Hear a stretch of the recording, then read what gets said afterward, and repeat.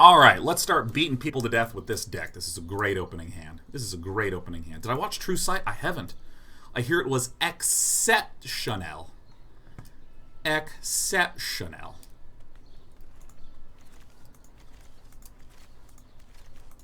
Surprise, motherfuckers. Have you ever considered being a motivational speaker?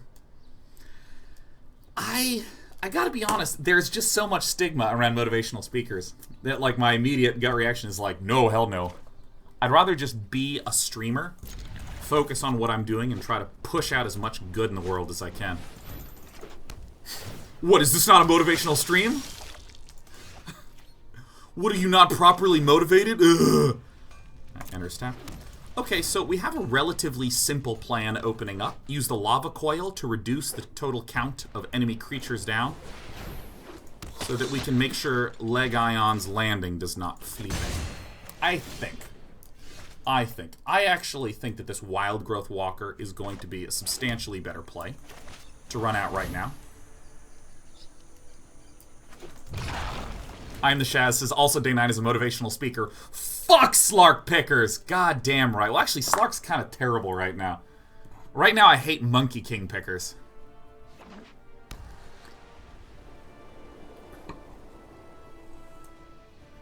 But I hope my little rant at least resonated with some of you. At least resonated with some of you. Perfect. That's a perfect outcome. Slows this bird down. You know what I mean? Ooh, that's a nice draw. Now I can bugle it. I think I'm actually going to bugle it. It allows me to swing back, allow me to put a little pressure on. Oops, I'm sorry about forgetting to put on the overlay. Oops.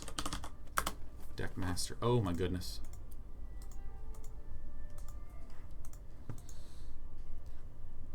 I think we just want the Ranger. First Striker's good, but I already have a nice run out of things. I forgot to put on the Deckmaster. Thanks so much for reminding me. Perfect. Should be up now. Ghostark says, so in summary, how are you doing this fine day, Sean? I'm gonna say mostly pretty good. Mostly pretty good. I'm gonna go ahead and put that with a good old no blocks. The reason I say only mostly pretty good is that part of my goal for this year is to really habitize. That's a nice pickup. That's a very nice pickup. So, right, we pay 2 life. We Merfolk Branchwalk it. This gives us 2 opportunities to bank a land.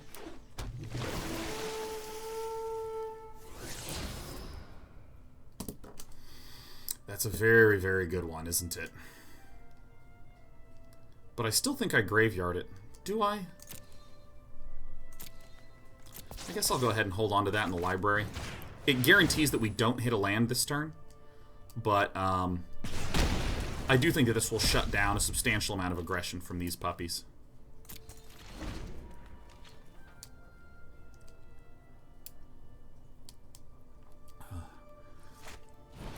Yeah, I've been really trying to hit my goal of every day.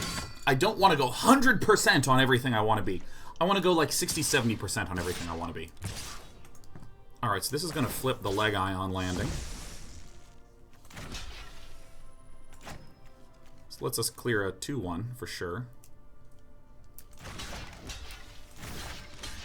I think this is an acceptable exchange.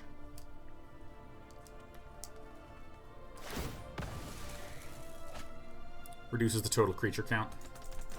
Yeah, I feel like I've been subpar in my coding yesterday. This is good. This blocks a lot.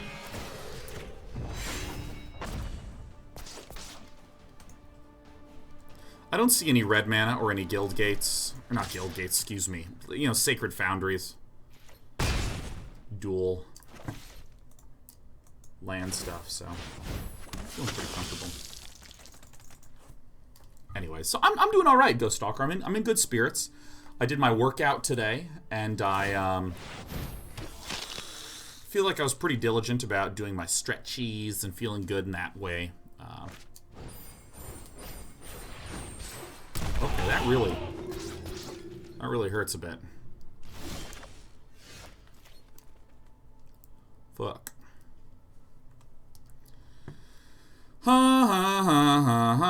Alright, well, I guess it's this or bust, huh? Oh, I think there's an argument to be made that I should have Jadelight Ranger. Maybe I should have thought about that a little more. I'm going to take my time a little bit more often in these games here today. I'm going to have to do some straight chumping. I'm going to have to chump one of these guys. Probably chump the Adanto Vanguard. Go to 1.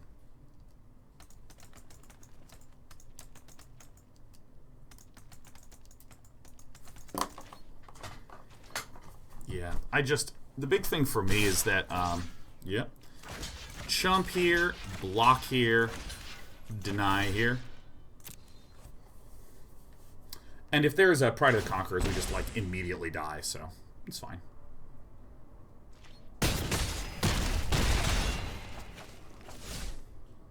Okay. Totally not an issue. These are very nice as well, but, you know, healing for 7 is grand.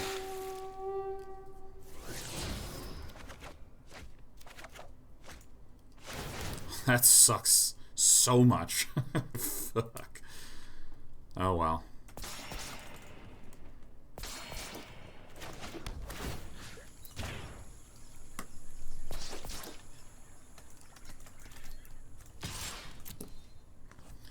Well, we clearly are going to block the Adanto Vanguard in one of these and one of these. So, we're getting close.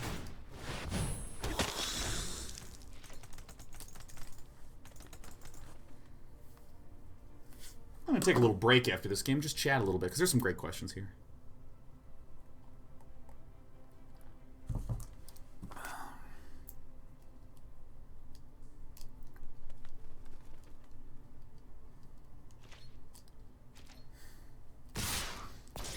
Great. So this is okay. This is fine. This is fine. Wait, did I die? Oh, I forgot about this damage. Fuck. Oh, wait, actually we got way more damage incoming. Was Tristani better there? I don't think so.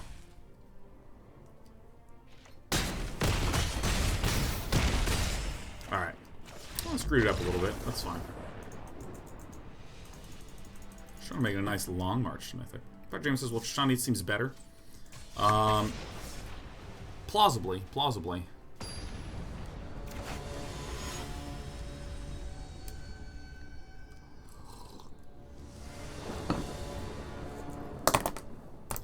So this is still a great hand.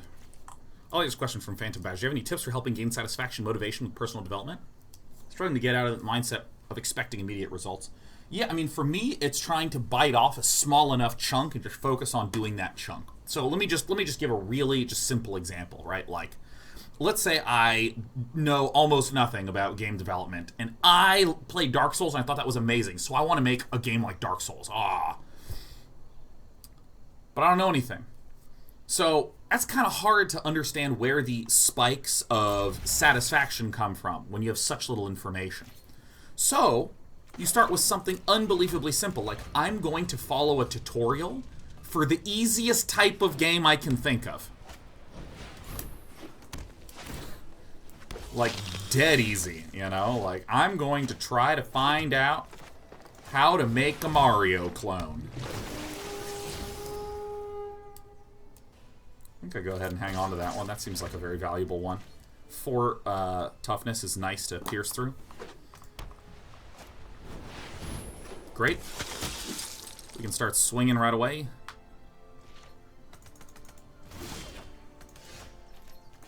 So I would like more mana here, so I'm going to go ahead and Jadelight. But first, do we want to actually swing? I think so. Double block, this dies, this pays 4 life, and I think I'm okay with that exchange. Great. We still have a blocker for the 1/1.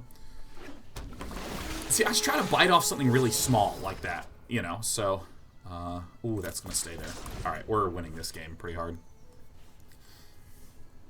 So similarly, you know, like, if I, like, knew a lot about game development, I was like, I want to make Dark Souls, you know. I would first just make the ability for the character to move around.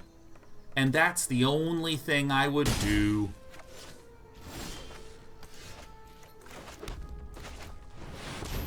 Deadass simple. You know what I mean? This is the one we swing, because they're both the same power and toughness, but this can get resurrected with Ajani. I don't want to leave this back to do a trade or an exchange with whatever. This is fine. This is perfect. Love it. This is great because still can't swing with everything to flip a Legion's Landing. But yeah, just those baby steps, baby steps, baby steps, baby steps. Like, I want to learn how to do amazing things with machine learning. That's my big thing. Whoa, machine learning! Oh! But it's kind of a pain in the ass to try to just, like, go from no knowledge about machine learning to a whole bunch of knowledge about machine learning. So I followed along with some tutorials, you know, stuff like that. Alright. Land would be nice. Land would be nice. Don't make me say it twice.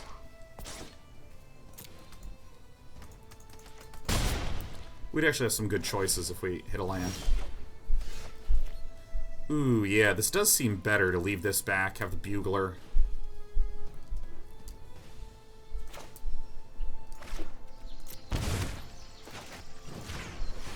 Definitely get that one out of here. I'm probably not actually gonna Vivien Reid to blow this up anytime soon. So basically, I start to try to... Oh, look at this. Yeah, let's just... Gotcha. No attacks.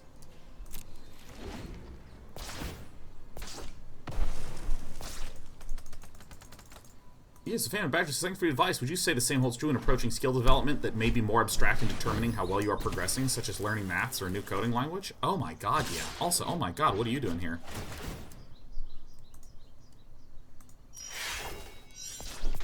Okay, so we have some unbelievably clear blocks, right? Like this. And like this. Does this have, actually... Does this have First Strike? Prevent all non-combat damage that would be dealt to all these people. So if I traded like this, this doesn't have First Strike. This would die. And then we'd have a 2-2, a 1-1, and a 1-1. Seems good. Seems good. Especially with a Trostani Discordant. Bing bong. So yeah, okay, so Phantom Badger says, trying to learn a new coding language or learning maths. Okay, here's something I'm a huge believer in. You learn a new skill, and then you do the ever-living fuck out of it to pat yourself on the back. So for instance, let's say you're learning a coding language, and you've learned if-then statements and print statements. So you can print things on the world, into the world, and you can say if this, then do this, right? You totally are capable of doing that. Alright, so these double block this. This single blocks this. This single blocks this, and we heal for 1 billion.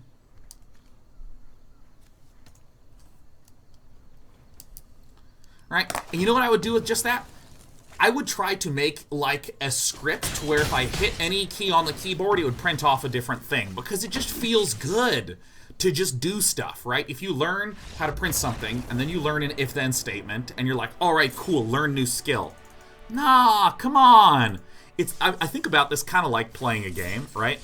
I want to learn how to play Timbersaw and learn a trick, and then I want to shit on people for 5 games and get a power trip.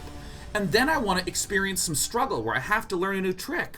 And then I want to fucking shit on people for 5 games, right? Like, I don't want to have struggle every game. When you're learning a skill, you don't want to have struggle all the way, man. You're going to burn your brain out. It was a great starting hand.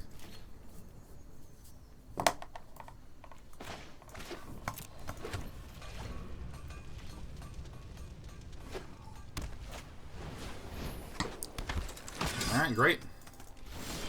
Time to slow this bird down, you know what I'm saying? Hello. Can't attack. Stropham says, how's the machine learning progress going? It's going good. It's going good.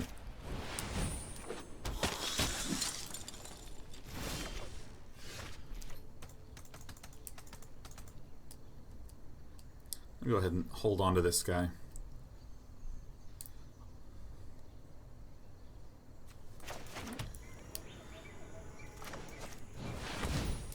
I think just holding Wildgrowth Walkers back is extremely strong in this matchup.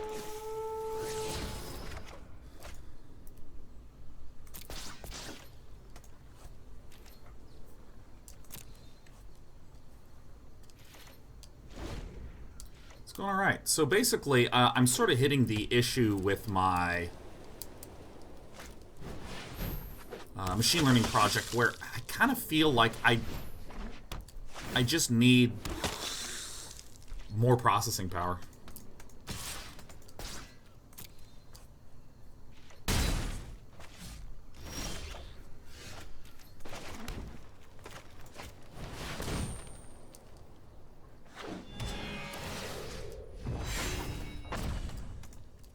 I don't want to swing with anyone because the Adanto Vanguard can block anything that I swing. Like, I could swing with this and trade here, but I'm already blocking this with the Direfleet Daredevil, so it's not particularly a threat.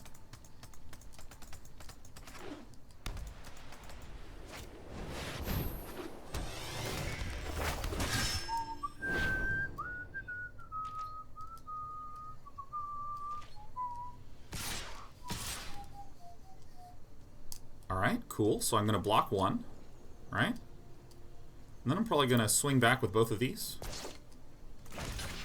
Alright, so then we bonk for 4. I don't think there's any +2 damage, one white guy. Probably going to swing with this guy. I'd like to get him to a 3-2, but he wouldn't be able to handle a swing back. Maybe we're actually still okay, though. Let's see what we draw. It's a mighty good draw.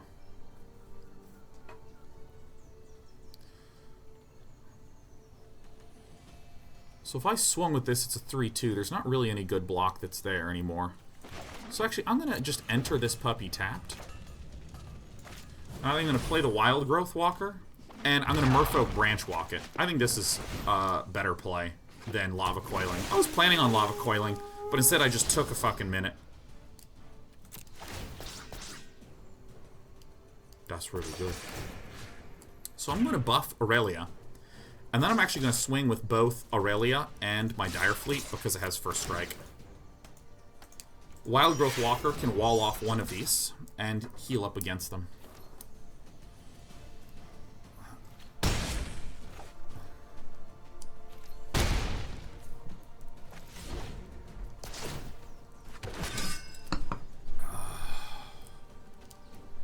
Skidz says, did everyone learn about the Adanto Vanguard in the last week? I never saw it before, and now it's everywhere. It's been a pretty popular staple.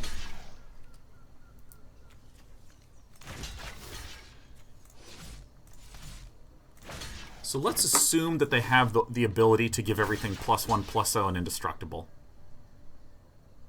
So I want to block here, because if this one gets +1/+0, can't do dilly. This would be a trade, wouldn't it? So I block one thing, and then I permit all the remainder of the damage through, because Pride of the Conquerors could be the Ascend thing that would be a fucking pain in the ass, but I don't really know what to do about that.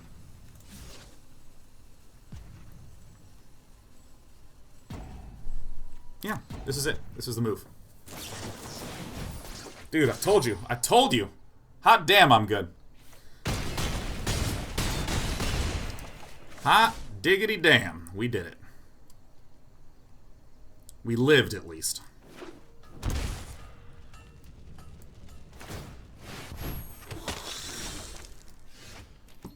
Okay. So, we are going to do this. We're going to have to heal. The Pride of the Conquerors is +2/+2 and just regular buff. The other one is +1/+0 and indestructible, and I should have been more thoughtful for that. So now I think I don't quite have enough. 1, 2, 3, 4, 5, 6, 7. And we have... Oh, shit! I canceled it! Oh, whoopsie fucking doopsie. Ah, shit. I obviously meant to swing there. I was just talking at the same time. Crap.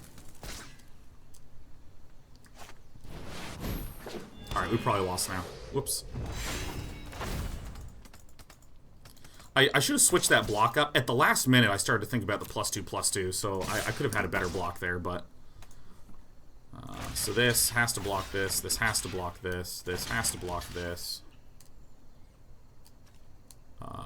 This has to block this, and this has to block this. Alright, this is it. This is the only way to do it.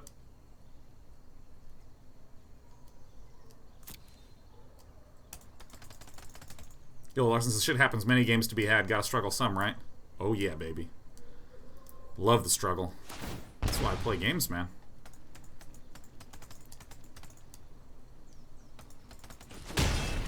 You got a timeout. You could use to think about. That is right, Dr. Jaren. For some reason, I keep treating that burning rope as though my turn is about to frickin' end. Which, in some games, is true.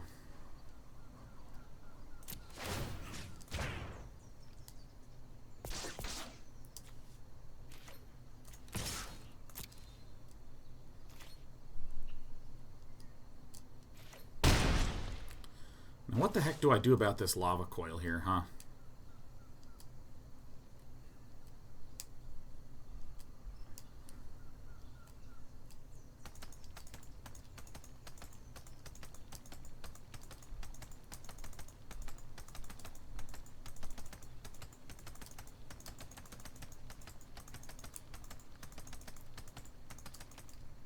I think I wait because I don't die next turn, right?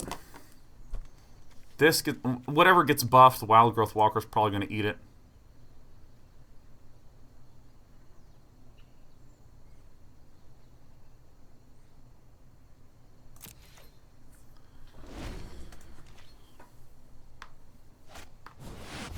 Oh my god! They block a Danto Vanguard, I just eat a creature. Fuck. Alright, it happens. We could say what a draw, but the deck does run 4 of those Rogue Reinforcements. And plus, we made a mistakey. So, totally deserve that loss. Take that break you talked about. Maybe when we hit fucking Mythic. Oh, God. Oh, that's one of those hiccups that hurt. It was a painful hiccup. My body is seizing up.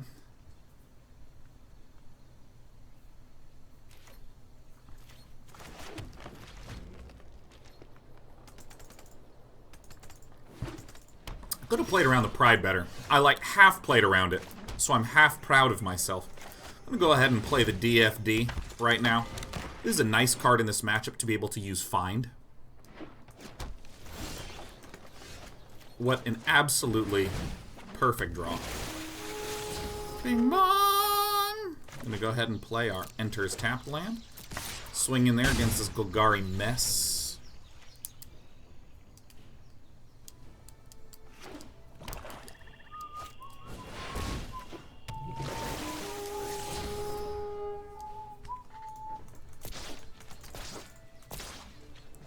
Oh, someone's a little hungry for the Landos.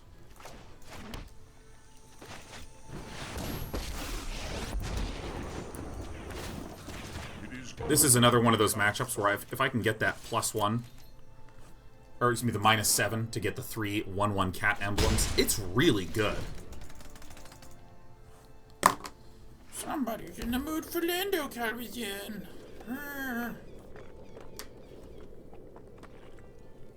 Arguably better. Ah, I'm a Midnight Reaper. Blur.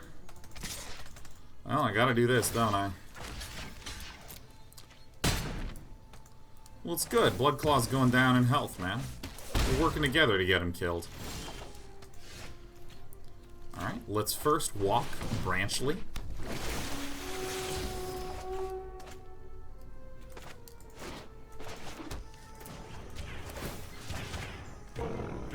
I'm going to go ahead and continue to become swollen.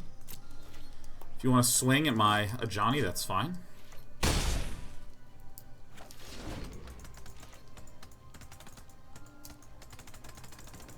So first deck you played around the preview thing? I don't know. I don't know. I need to spend time thinking about this. Oh. I mean, Wizards was like, would you like to participate in a Ravnica Allegiance match? Or excuse me, a Ravnica Allegiance launch event? that would then permit you to be able to have access to every single Ravnica Allegiance card, and I was just like, yes! And then I still haven't thought about what sort of decks I want to do. What do we got in here? Nothing useful.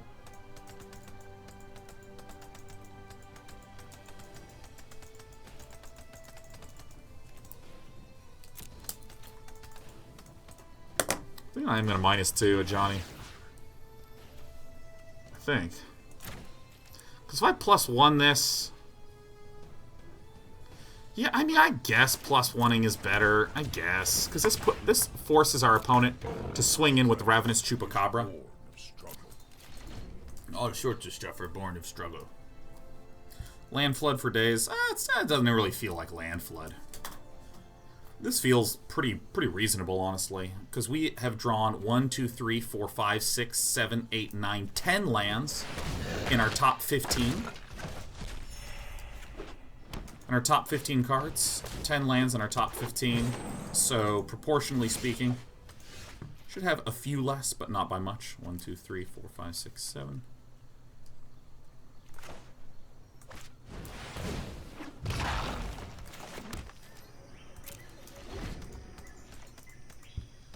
We're a little high on lands, but doesn't seem that extremely unreasonable.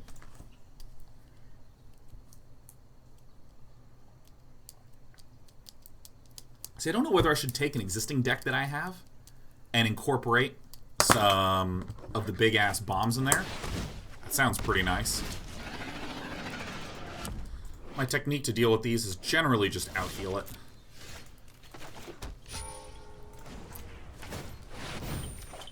Okay, now I would actually agree with the statement that we're kind of getting a wee bit flooded here. 12 lands in the top 17. It's a lot.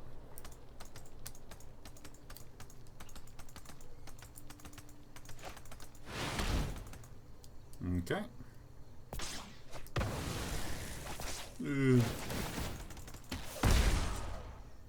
Oh, we got a few hits we can handle.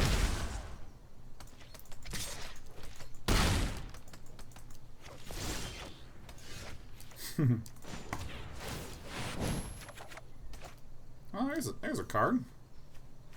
None of these are shocks. None of these are shocks. Good.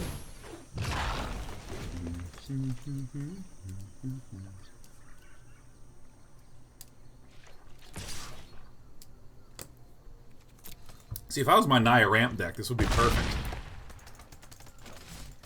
Yeah, I want to make the meta-breaking deck. I think my Naya ramp is going to be such a good deck. I gotta actually... I'm probably gonna have to spend a lot of money to get... Oh, no, wait, no, I'm gonna have access to all the cards. Yeah, I want to get a lot of the...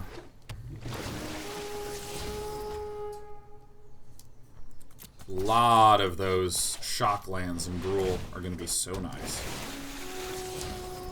Does this deck run Banefire? It doesn't. Sure doesn't.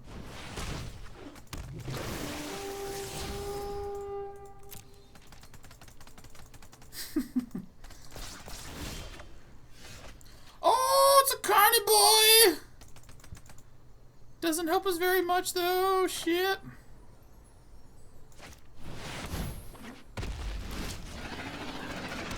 Arrgh. I mean, I guess double block the Carny boy. Yeah, we're dead no matter what. We don't have enough HPs. Well, starting off the day losing a lot. It's good. You gotta go down before you go up. Ooh, wait.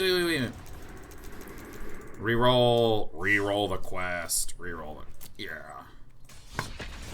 Black or green? Oh, got some green in here. I think your live Tristani there. I think it's actually better to Tristani. Yeah, the rotation is in October. Never knew you could reroll quests. Yeah, I really like the way the interface looks with it. I hate when interfaces are loud. I don't think this is a very good hand.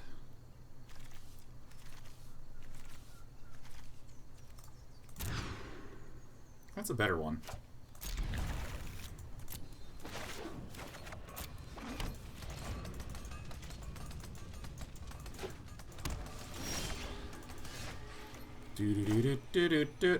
Hey, all right. If we're up against Jeskai, that's gonna really suck a lot.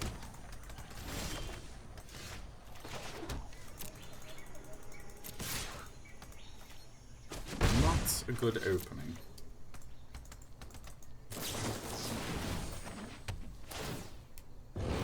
Seal away, you got it, man. I like the permission of giving us the extra damage. Feels nice. These two Lava Coils are completely useless.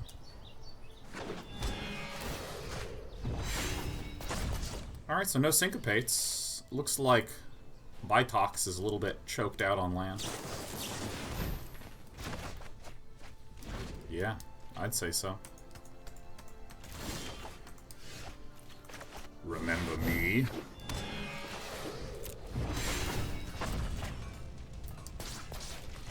So if this is the Blink version, I think the Blinky version doesn't really run a lot of creatures, I think. I can't remember. I think this is like the weird... Okay, tight. Well, I mean, this could mean a negate. Would I rather have a Vivien or an Aurelia? Yeah, but what are you gonna do? I just hope this guy gets land flooded out. Or not land flooded out, excuse me. Land screwed for the rest of this. Yeah, this deck, I recall, is the one that tries to blonk out a whole bunch of, like, spells, Mirari Conjecture, kill you with double fight with fire. Part of me thinks I should have just swung with Aurelia and maybe seen another seal away. Is this a tapped creature? Oh, that's right. Settle the Wreckage is attacking creature. Seal away is seal away. Seal away is tapped. Settle the Wreckage is attacking.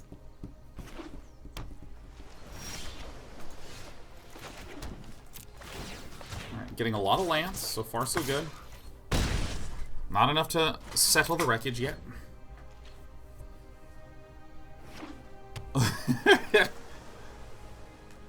This deck does have some inflexibility, which does stinkeroni a little bit. So this guy's a bit desperate. Do we just keep trying to bonk into the face? I think I just face bonk, right? What an ideal draw.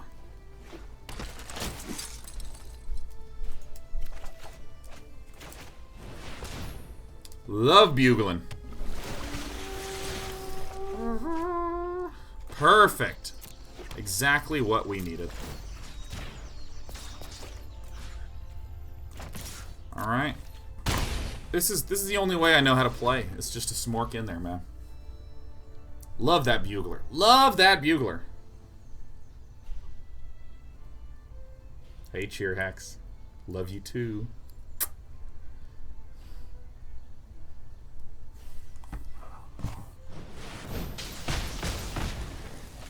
Bing bong blong. Alright, this is vaguely the situation we wish to be in.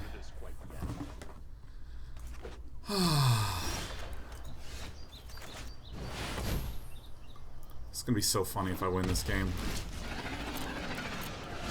This is gonna crack me up if I win this thing, man. That's a good card. We need to move quickly.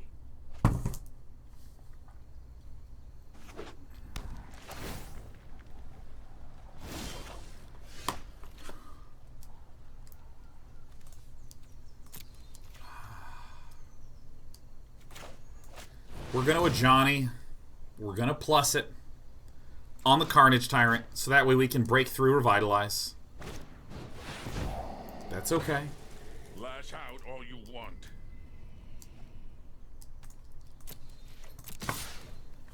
Settle the Wreckage.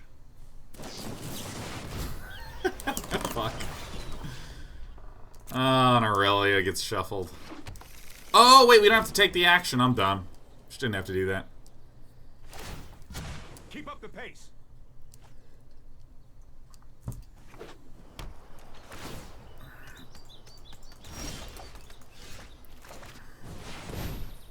Now, I think something that we may, I think, erroneously do is look at this deck and be like, oh my god, you know, this, we're getting land flooded, Yes, we hang on to her. We're getting screwed. You don't know how bad I have it. You know, one of those sorts of things. However, I will note that at this point in the game, are we really outside expectation? We're 21 cards in. We've drawn 1, 2, 3, 4, 5, 6, 7, 8, 9, 10, 11 land. We're close to half the cards that we've drawn are land.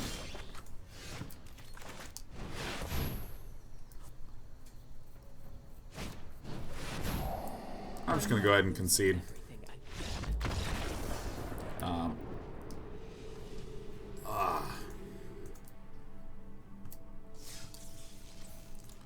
But I think that this more so speaks to the inflexibility that this deck can run into. Oh, that's kind of poopy. This is some of the inflexibility this deck can run into if it doesn't have some good starts. Because I don't have a lot of good ways to draw into things.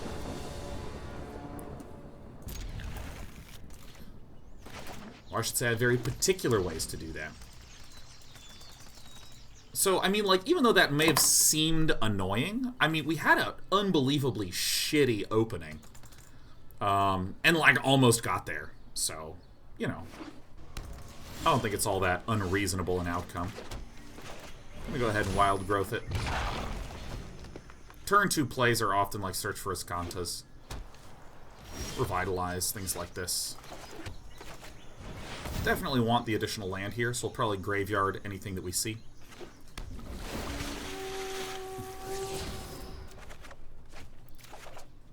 Perfect, perfect, perfect.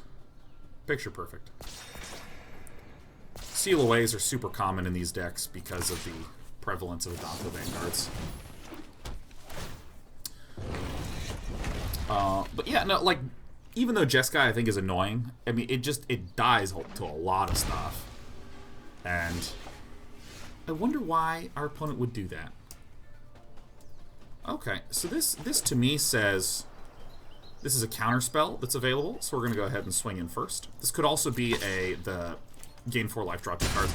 I keep not finishing my damn thought. I gotta finish thoughts more. I really want to work on this. This is something I have a lot of respect for a lot of streamers that are like, oh, that goes in the graveyard, thank God. A lot of Let's Player type folks who are very good at just talking and playing at the same time and making interjections of their own thought process when notable things happen in the game.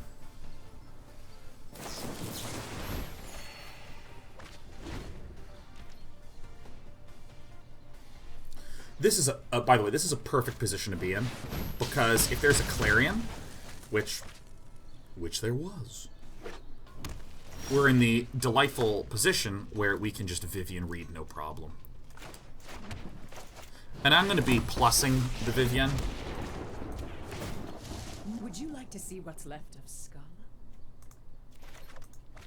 Perfect draws. Perfect, perfect, perfect. So let me finish my damn thought. I think that when this deck doesn't quite get a good start or gets blown out 1 or 2 times, it feels poopy. And it can feel like you're getting screwed, you know? Someone like you. I think I want the Aurelia. Or do I want the Tristani? I think I just want the Aurelia. It can feel like if I don't get a good start, I'm screwed. But I think that this is a problem with the deck, not a problem with Jeskai. Because, like, in my Naya control deck, my Naya control deck is completely comfortable going long against Jeskai. Alright, so there's 2 threats here, so probably it's going to be a send Vivien back to the top. Now, we have some options. I think that we're absolutely going to be Aurelia-ing. Do I want to kill the Teferi, or do I just want to go into the face?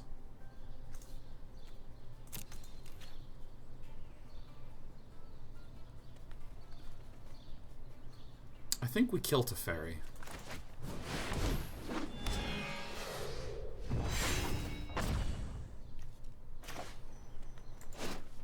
Hold back the Buglers.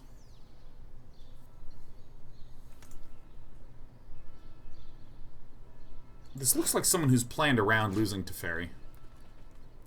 There's a Chemister's Insight anyways. Do I just want to go for the face? because this will be 9 damage, go to 10. Yeah, actually, I think I do. I think I go to face, right?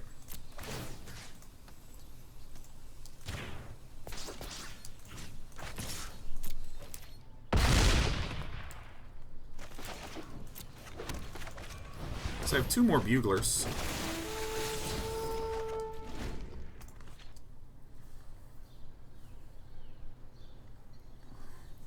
I'm not worried about another Teferi. I'm not killing it, or I'm not keeping it alive because I think he has another Teferi and, you know, or anything like that. I think it's just... I'm just in the position where, like, yeah, I don't know. Oh, double Clarion.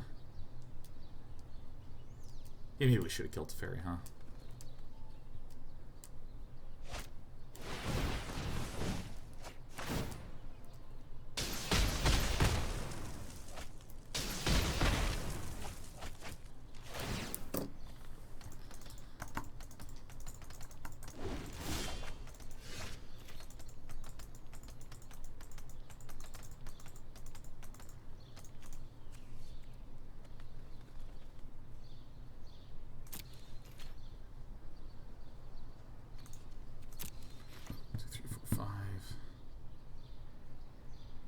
Quite enough to do what I want. This is okay.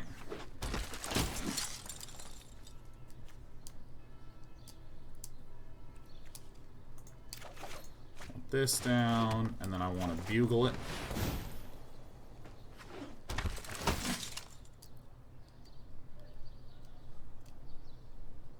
I don't think I want the Wildgrowth. I think I just want the Aurelia. Now, do I do this to exile that?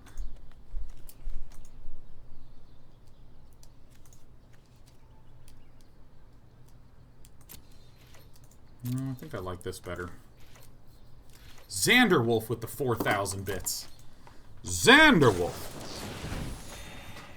The 4,000 bits. Yeah, no, I think that the logic is that I want to kill the Teferi because there's a lot of heals in there, so I need to actually make sure that I'm setting up a position where I'm sort of dominating the board. Xanderwolf says, testing a new feature, woo. 4,000 bits. What a thoughtful and generous way to test a feature, huh?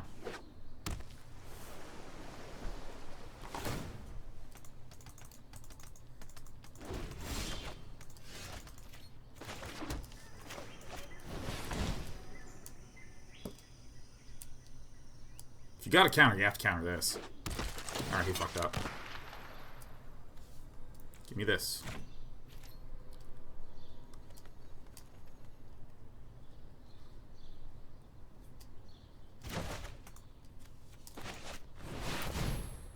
Vivien Reid.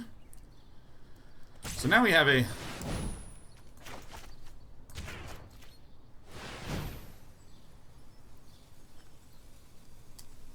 Let's just slurp some counter spells out of the hand through the excellence of the Direfleet Daredevil. I'll counter that Ionize. Boom. Blam blow. Beasts are much more come to me.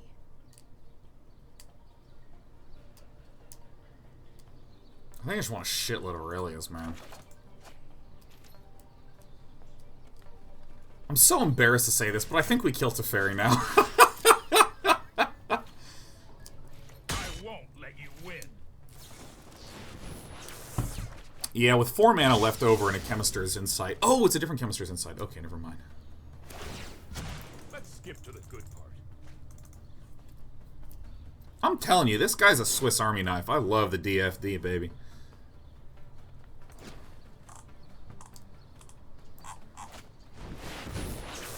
Don't you love it when you see a Jeskai deck main phasing a Chemister's Insight? Isn't that just a thing of beauty?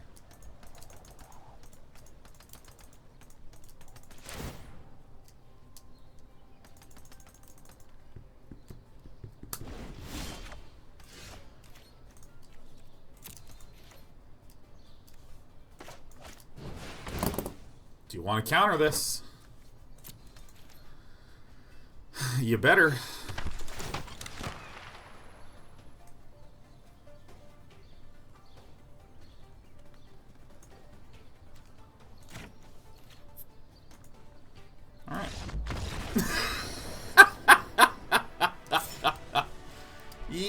Yes! Yeah!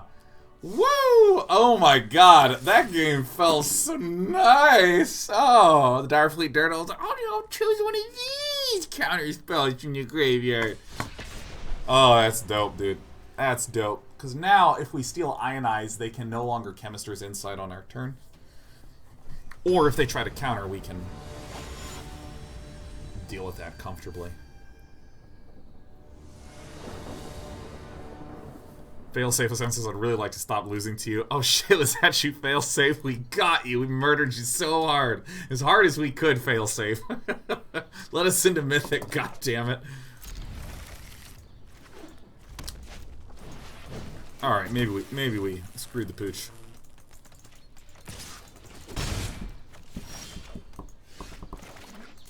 This is an amazing card to have in these situations against the aggression, but... So I hope that this encourages our opponent to Fanatical Firebrand swing at the face. It's a good play to leave this back against Golgari, because these Explore creatures come out with 1 health, so you can blow it up before it gets boofed.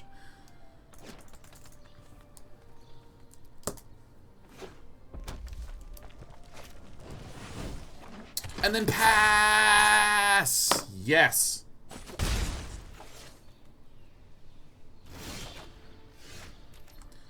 That is a good one. Go ahead and get in my Sunpetal Grove here.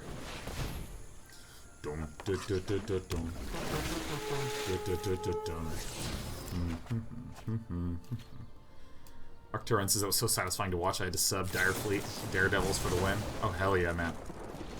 Alright, the Artisan's better than we are. Damn it. No! No! That actually hurts a whole bunch.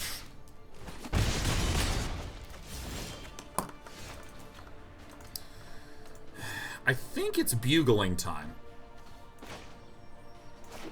I think it's Militia Bugling time, because it can block this whole board. Shit. We can Sacred Foundry with a Jadelight next turn. If there's a lightning, we're just so screwed. Oh my god, that hurts really badly. Okay.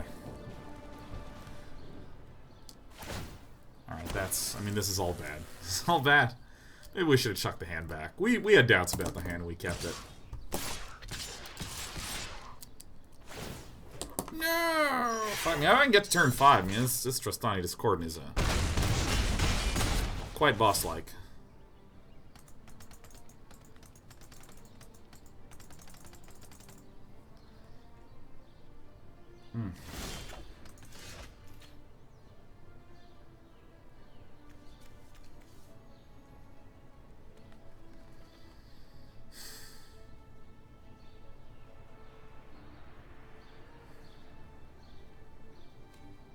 I mean, I think we just have to do this, man. There's nothing else to do. There's nothing else to do. There's nothing else to do.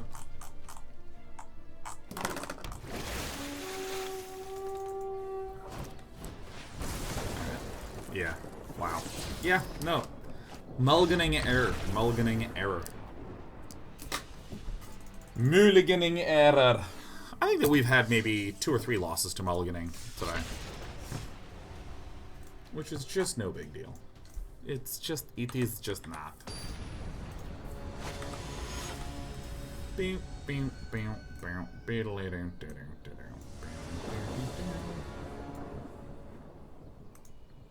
Sounds better, because we have the turn 4 play. I do think we should have mulliganed that one. I do think we should have mulliganed. I'm hanging on to this puppy, man. Alright. Alright, this is time for red deck redemption.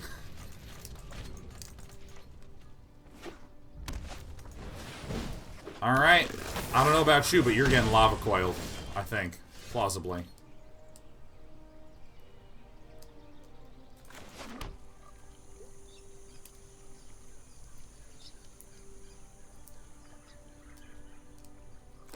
I think we do this, even though there's arguably better targets, like a Chain Whirler or something like this. And our opponent's more likely to have a Chain Whirler because our opponent did not have a turn 1 play.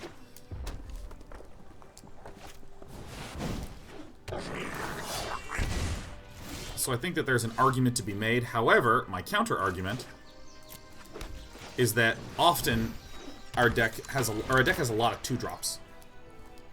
So by Lava Coiling there, we open ourselves the opportunity to be able to drop a 2-drop, such as our Direfleet Daredevil there, more comfortably. Hello, I'm here to end the game! Woohoo! Make yourself huge.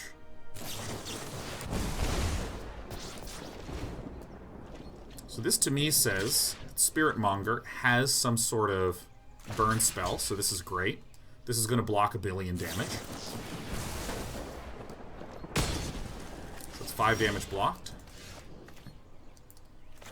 Alright, so I really like doing this, and then Jade Lighting. Nice little wall here.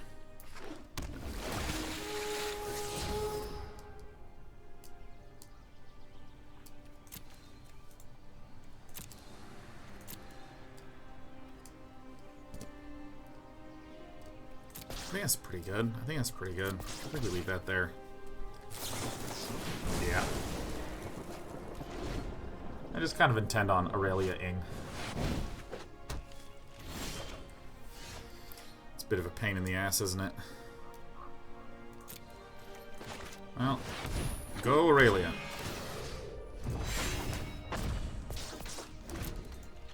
God, I love Assassin's Trophy in this matchup for this reason. Just blow that thing up. I so unbelievably love Assassin's Trophy as a card, man.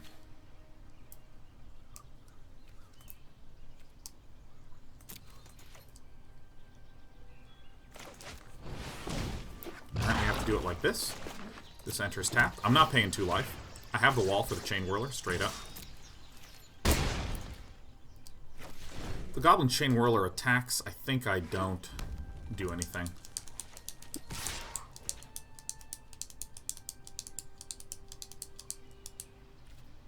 I think I have to do like this. I think I must do like this. And if our opponent got us, then our opponent got us. Yep. I'm pretty good. Fuck.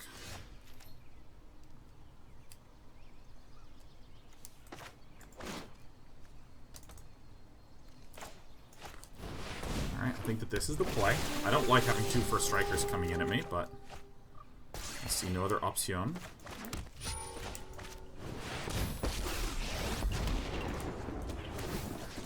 Do not be strong.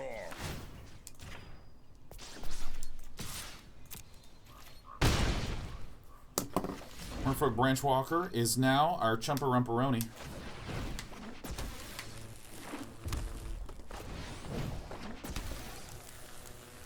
Fuck. Whoa! Oh my god! Oh my god! Wow! Oh my god! Damn! Okay, we did it. There's like a lot of good attacks, man. Our opponent had a lot of good attacks and just whiffed them all. Okay, so first things first. You. Die. Get out of here. This helps undo some of our Wally problems. And then, since we have Lightning Strike in there, we should kill one of those dudes, I think. We also can... Yeah, I think that that's the play. We get a first striker back. There's more work to do. So this will find us our Lightning Strike.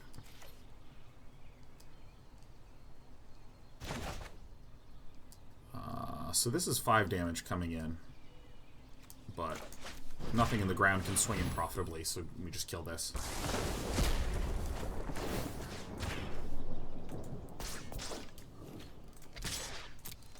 And then next turn we can plus Ajani for lethal. Or to threaten lethal, I should say.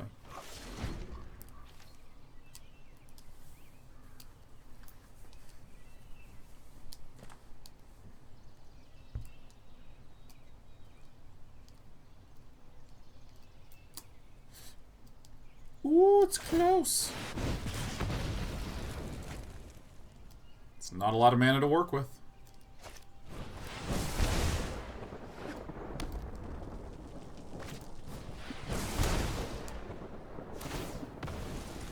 Whoa!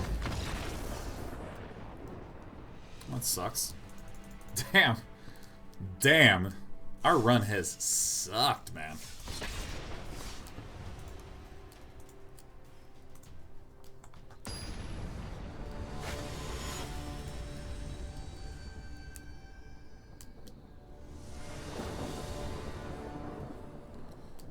Alright, there's an opening. Here's an opening.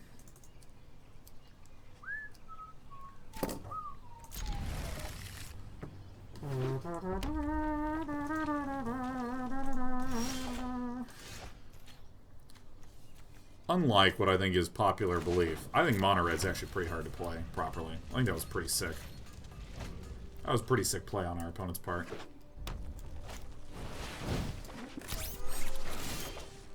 Ooh, we're not... young man. We are not going to allow that one to get big. So right away, I think that we are in an extreme winning position. Just after that turn alone. Leg eye on Warboss is a problem, for sure. That helps. That helps a bunch. I think I still don't Aurelia. I think I just jammed down a bunch of walkers.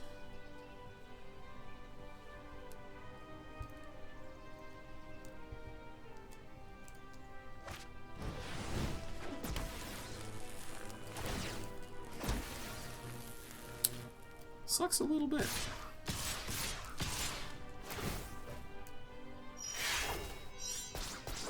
Okay, sure, man, if you wanna. I think it's better for me to kill the thing and take one more damage. Think it's better. Stings a little bit, not the most. Now maybe I do Aurelia in this position, because our opponent just has a single card left. There's a lot of damage coming in, but I can heal through some of it. I've actually heard the argument that waiting on Wildgrowth Walkers is very, very good, and should often be done instead of just trying to play it on turn 2 and hope that to Jadelight Ranger turn 3. Alright, to combat we go. Alright, well the obvious move that we're going to do, the obvious one is we're going to block the Legion Warboss. Could kill us, it's fine. 1, 2, 3, 4, 5, 6. 7, 8, 9, 10. We go to 4? Yeah, let's go ahead and take that action.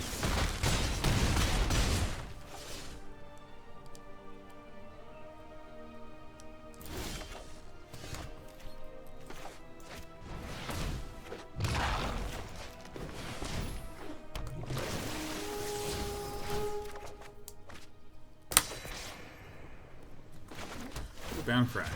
Alright. The addition of these Legion War Bosses to the Mono Red package, I think has been really, really effective. Alright, so I'm unfortunately going to have to decline this damage.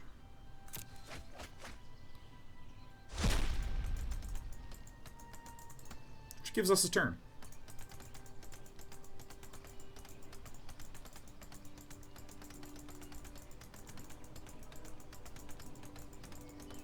I'm glad this thing got buffed. It makes it a little more awkward to sack.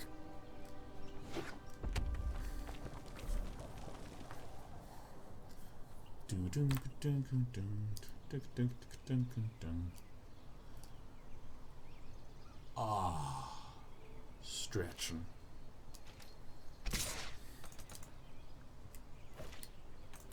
I literally have no idea why. I'm not going to block with the Wildgrowth Walker.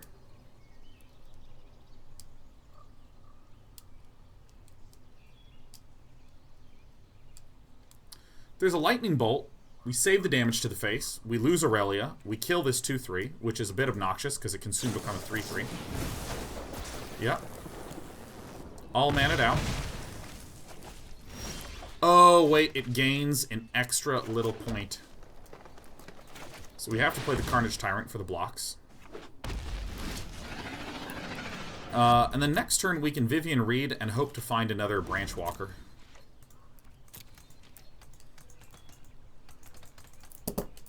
Six health is an okay amount to be at.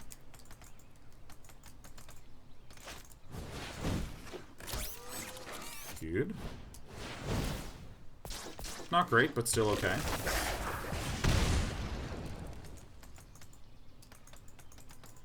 So this is not a lightning bolt.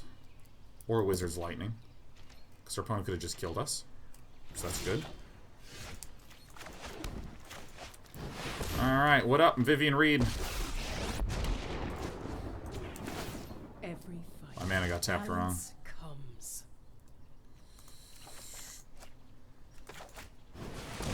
Alright, can we live through a turn?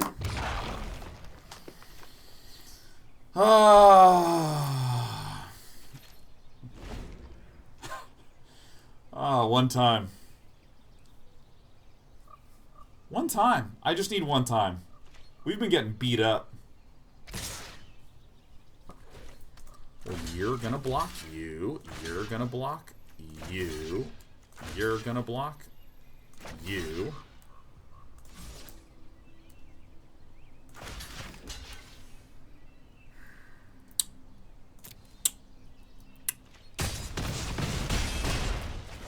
One time. Fuck. Shit. Oh, man. Oh, man. We're getting beat up, man. We're gonna take a moment. We're just gonna stretch our back. Now, the good news, in the good news department, even though we're losing a lot of these games, we're getting paired against the decks we feel really good against. Like, white, red, a lot of aggro decks, I love our deck against. Hilariously, the things that have been really hurting us is like this Legion War Boss. Oops. Which is very nice against us if we didn't get a 2-drop. We have a lot of 2-drops. Do I really need to run 25 land? Probably. This does feel like a 25 land deck. So, you know, we were 1 win away from Mythic yesterday at the end of the day. We got like 5.5 hours, so we got plenty of time to keep climbing. We're just going to take a brief moment to let me go to the restroom, get some coffee. Oh, I still have some coffee. Let me finish this. Just going to let me get some water, some coffee. I'll be right back. I'll be back in just a sec. Still have confidence in this deck. It's a fun one. Be right back.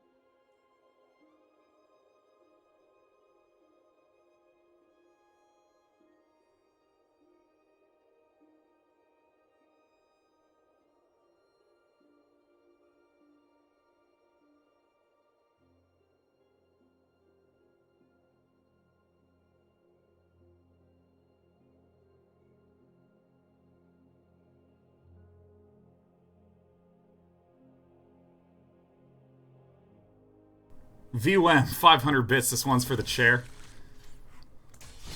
How many sub-giftings are you up to anyways, VWM? Oh, I know, it's tragic. It's tragic the chair stream is not lasting. It just nothing ever lasts. I sure would love to hit Mythic, man.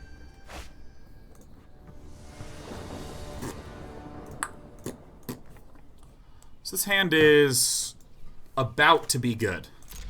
It's about to be good. We need any land, and that's good. And we're on the draw.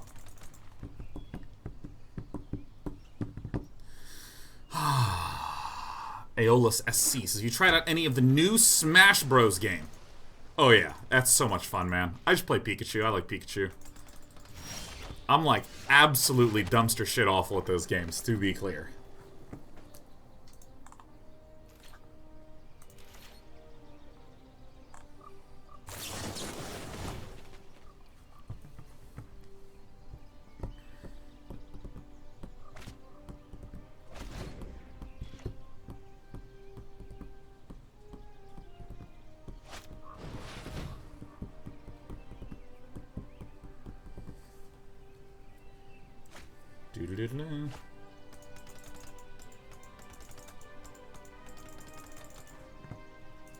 Never punished, right?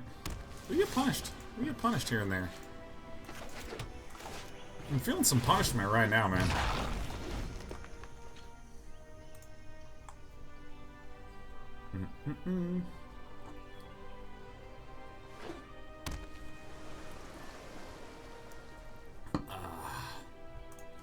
This is perfect. Perfect. I think we're up against is a control, which I think we have like a real poop matchup on. Alright, we're not getting there, man. Fuck. We are getting pooped upon. I might, you know what? You know what? After this game, I'm gonna make a plan. We got a plan after this game. My Naya control deck has been really consistent on the ladder. Very, very consistent on the ladder. And I just haven't played it because I've been playing this Naya Midrange deck, and I like it. I like this Naya Midrange deck. It's fun. It's a fun one. Ooh, Spell Pierce going down. This is enough for a negate and a syncopate and a lava coil. Alright, I'm switching decks. I just don't want to do this anymore. We're going down. Alright, we're switching. We have lost almost every single game we've played with this puppy. So I'm gonna switch over to my little homebrew creation. I haven't played in a while, and oh yes, I remember this deck. This deck's grand. Naya midrange. Let's do Naya best of one with my Palaka buddies.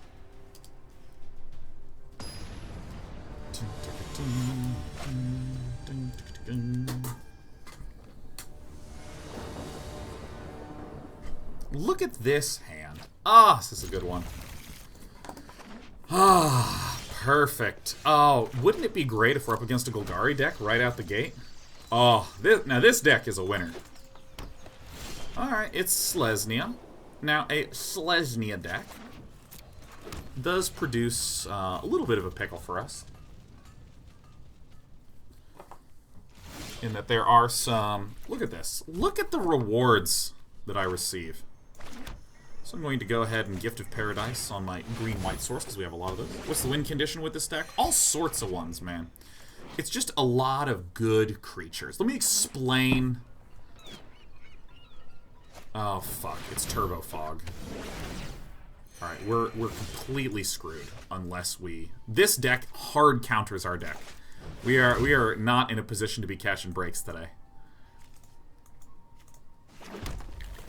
But the purpose of this deck is things that take an advantage of having lots and lots and lots and lots of mana. Such as March of the Multitudes, huge creatures. I will fight. How convenient. An excellent choice. Given plains, never one would have too many islands. This helps. This helps.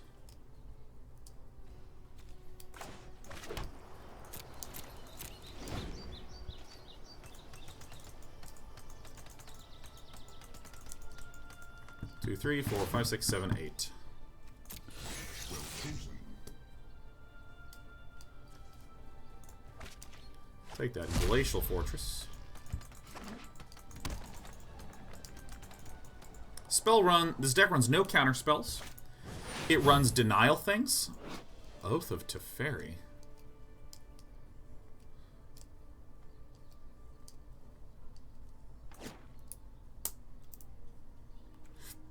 One, 2, 3, 4, 5, 6, 7, 8. Alright, so it's going to exile Karn. Flicker this. What? Okay. We want to do this now, because Oath of Teferi is attempting to flicker this Gift of Paradise onto the land. Oh, at the beginning of the next end step. Yeah, he's trying to get it on this, so that way it can leave up a counterspell. But yeah, what our opponent is actually trying to do is to have mana up for a counterspell. Well, maybe not, maybe not. Because I don't think this deck even runs counterspells, does it? Interesting.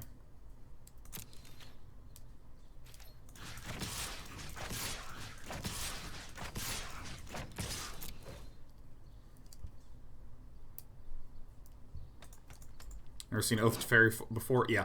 Basically, the first thing is something gets flickered. So, exits the battlefield, comes back to the battlefield. The second effect of Oath of the Teferi is you can activate loyalty abilities 2 times. We would not be surprised to see a Cleansing Nova, but more than anything, we would be not surprised to see a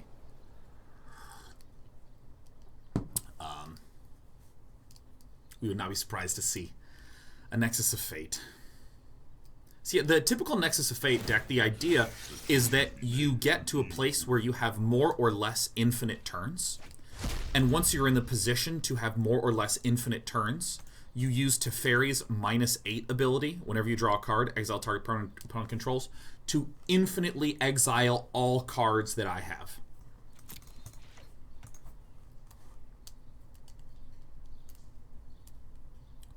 So that's the win condition of this. Once I have nothing out, I can't cast anything. If I somehow do cast it, it just gets exiled again. Time has come. Welcome, it's me, Teferi. Alright, so it's a little bit obnoxious.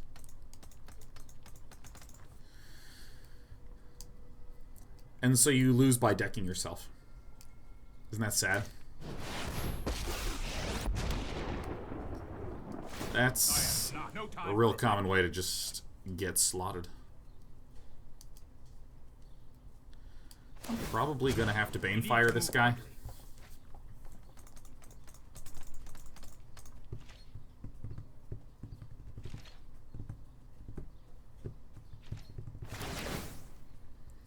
Yep. And then everything gets untapped, and then we would expect to see a Nexus of Fate right here.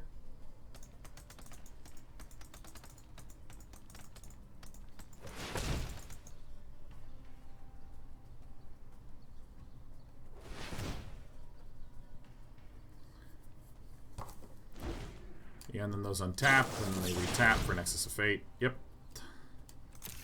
I'm just going to concede this game because I just don't want to play against Nexus of Fate decks. There's a relatively low probability that we ever win those. I would love to see Nexus of Fate banned. Just straight up banned. I would love to see it banned. I'm not 100% convinced it's super unfair. I'm not, like, super duper convinced of that, but I do hate it. Teferi? I'm okay with Teferi. I'm actually okay with Teferi.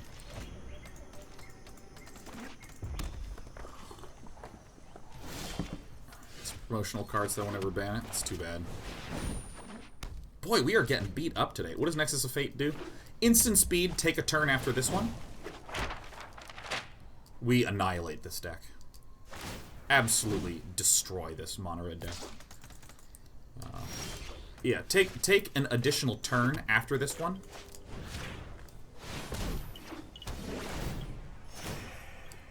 And whenever you cast it, shuffle it back into your library.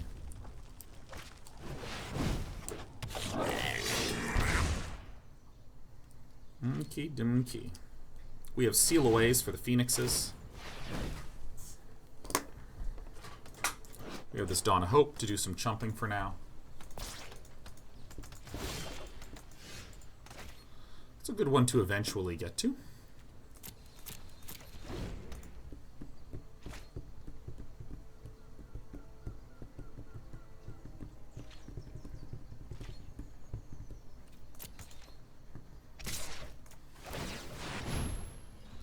Yeah, I super duper don't like Nexus of Fate. It's just like the epitome of I'm not having fun. Because, like, here's the way that playing against a Nexus of Fate deck works.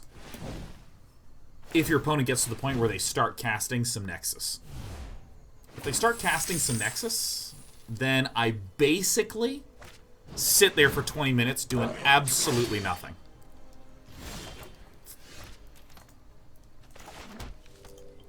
I don't like doing nothing.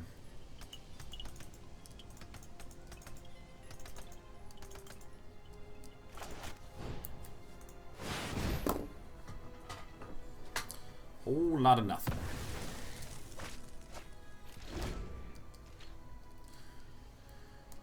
And, like, there's decks right now that can deal well with it. Aggro decks that just beat the shit out of it. There's also Jeskai decks that run Syncopate and just, you know, counter the Nexus of Fate and it gets blown up. You know, it's absolutely not, by any stretch of the imagination, that it is somehow too powerful. I genuinely do not believe that.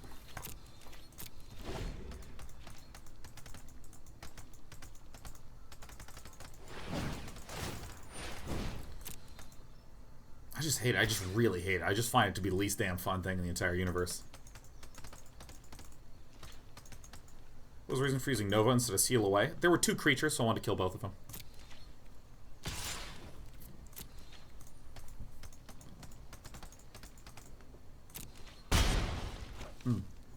Oh yeah, Grixis is also great against it because you can just peer into the hand.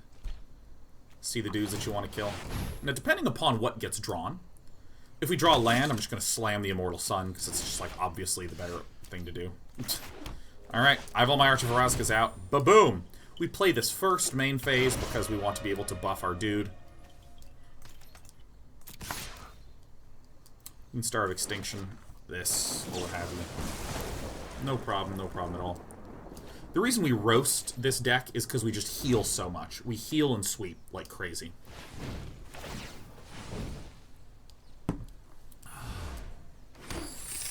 Although our opponent is going to get a lot of draws. We're going to get a lot of draws too. Mug of water. Cheers for the subtle reminder for me to drink more water. Damn right, Fishman DGB. I am a big believer that if you have a cup of coffee, you should have immediately thereafter a little bit of water. Yeah.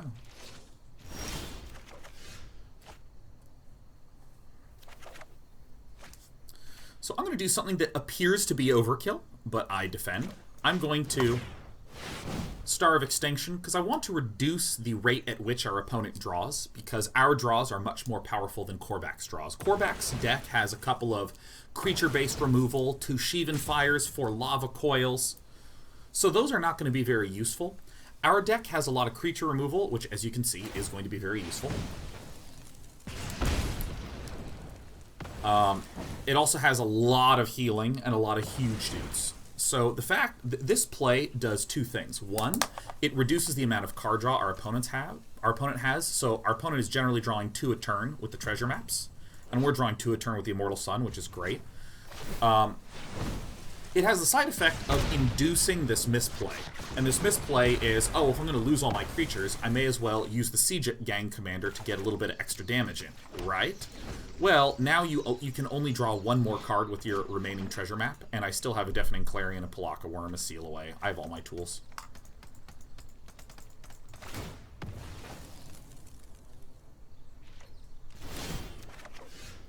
Didn't this work out marvelously?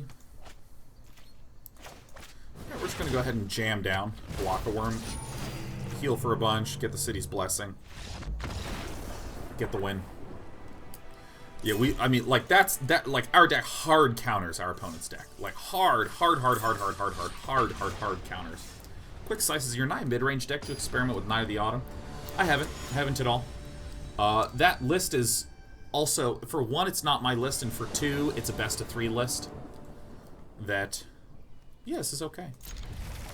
It's a best of 3 list, so I'm actually pretty sure. Let's see. In the sideboard, there is two Knights of Autumns, 4 Deafening Clarions, 3 Ixalan's Binding, 2 Settle the Wreckage, 2 Lyras. You know, pretty typical looking sideboard.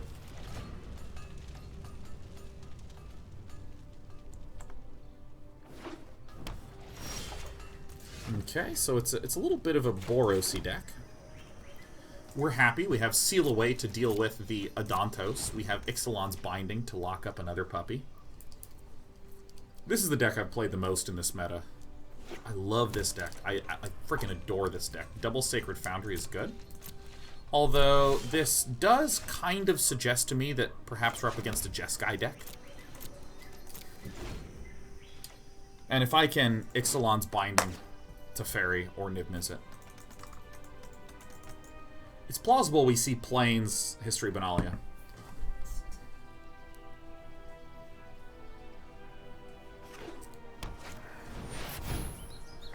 Nice. This is good. Militia Buglers are not running Jeskai. And I think our deck is okay against Jeskai. It seems like a match. Seems like a real match. I just don't freaking want to do it. Oof, nothing in the top. Let me actually scoot myself over. I keep covering up a few too many of my cards. Alright. Pass. Pass. It's bugling time. I mean, I guess we just continue to play things, accept some bugle damage. Deafening Clarion's can be very good. If there's a History of Benalia, I might Ixalan's Binding that. I may. It's plausible, it's possible.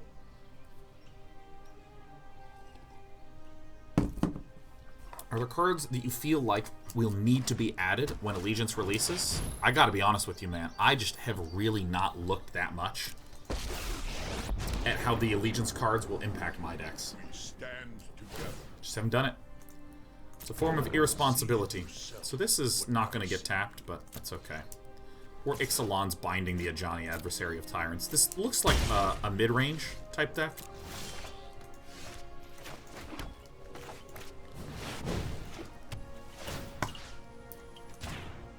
Take control. Big Worm seems good. Yeah, Chartle, I like Pelakka Worm. It does a lot of things. It is a 7/7 with Trample. That's a good beater. Additionally,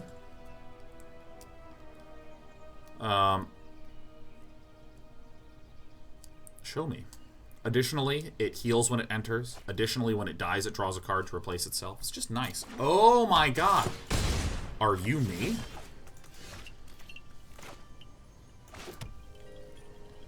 So if this is the deck that I believe it to be, we unfortunately cannot Cleansing Nova, which stinks a bit.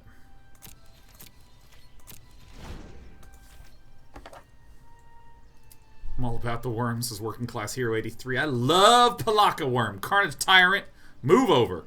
This deck got so much better when I cut the Carnage Tyrants and relied on different win conditions like Banefire to beat control decks, Dawn of Hope to beat control decks. Much more cohesive structure. Boy, I wish I could use that Seal Away. Bing bong.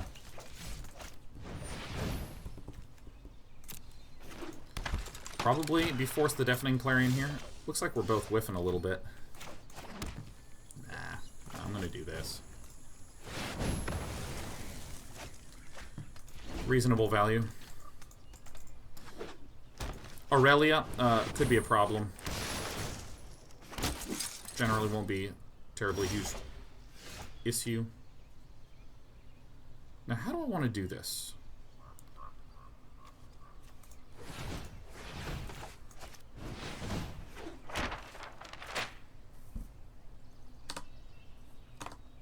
Well, I gotta click this, then I gotta hit Z, right? Oh, I miscounted. I thought we'd be at 9. Duh. Well, actually, even if I was at 9, we would have had the Seal Away, so I should have left one of these untapped. Whoopsie-doopsie, my bad.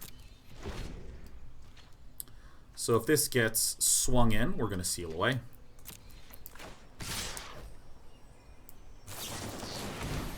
I actually think Fako's running our deck.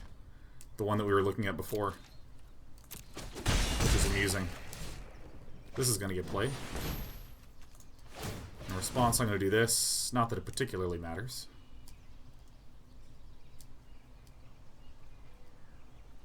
I think I don't need that. We're not really hurting for health.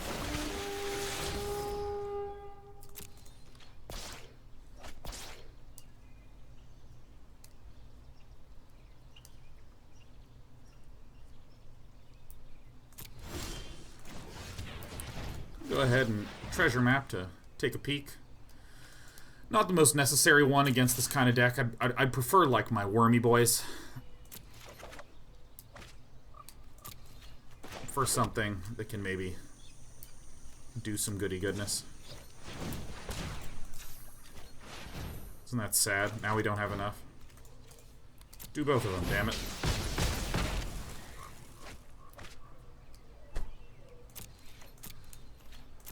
Let's mark some wins with this deck, huh? Let's just mark the big ones.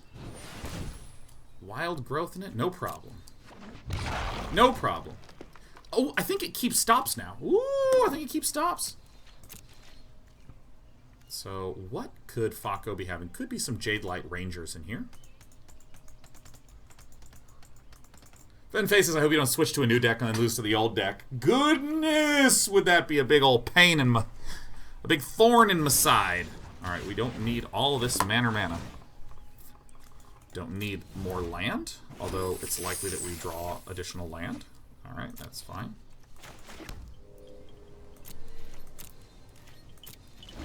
Let's see what our opponent does before we commit to drawing. 1, 2, 3, 4, 5, 6, 7, 8, 9, 10. 10 land.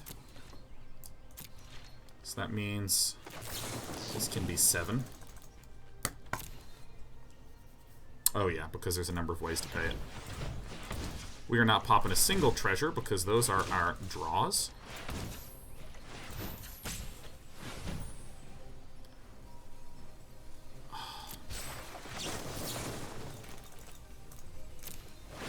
I see. Alright, just can't count. That's all. Alright, foist things foist. We absolutely do this. Perfect. Just gonna heal a little bit. We're gonna lose 1.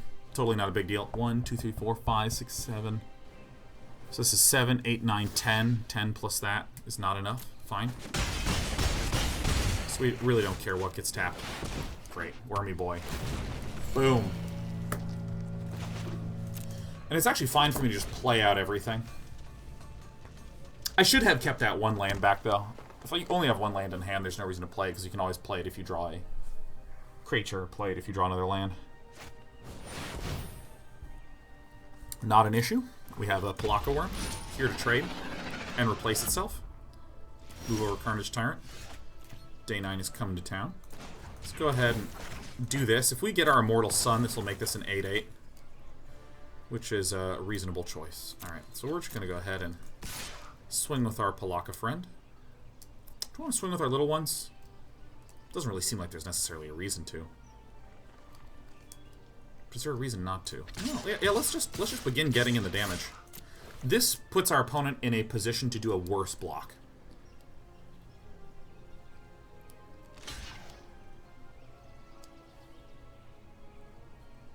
That's a good point, Patrick Jerem says. It's a shockland, so there is an argument for playing it, though it's not necessarily right. It is true. It's very, very true. So if our opponent believes... So Fako, if she's thinking that she's gonna outrace us, she be mistaken. Alright, yeah. Let's trample right on through. Let's draw a card out off our Palaka friend. I'll just double draw at the end of the turn. Let's play out another one of these.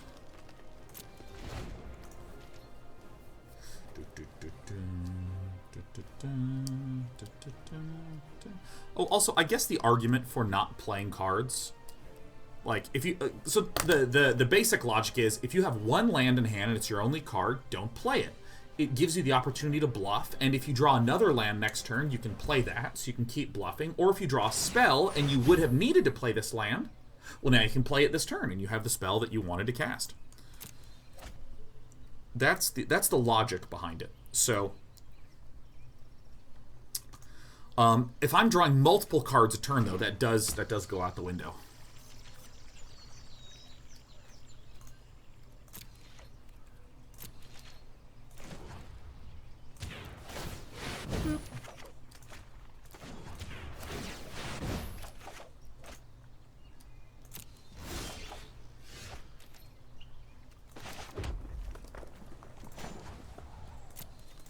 Yes, I do want to do both of these. Do this. Scry. Goes to the bottom.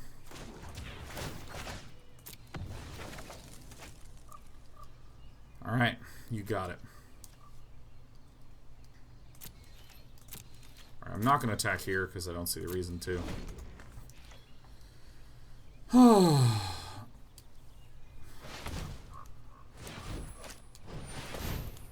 It's totally grand. Double Clarion in hand. Gives us some good comfort.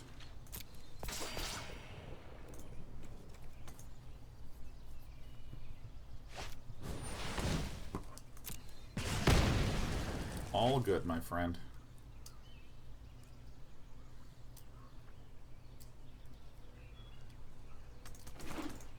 Alright, so we're pretty much in grand shape. Alright, so we're gonna pass this. We're going to triple block so that we can heal 3 and then swing back with the remaining one that was not killed before we Clarion. We're running 25 lands. We're doing 26. We're doing 26 in this one.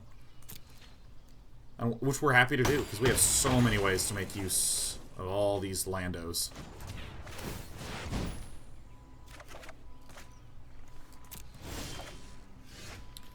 I am drawing a disproportionate number of them. Whoopsie daisies, I completely forgot I had this thing. Yeah, alright. Well, either way, we're going to do our same thing as before.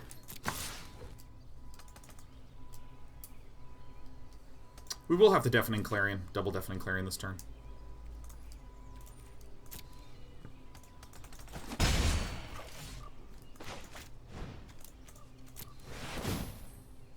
I don't want to let this get any bigger. This is a good way for Fako to get back in the game.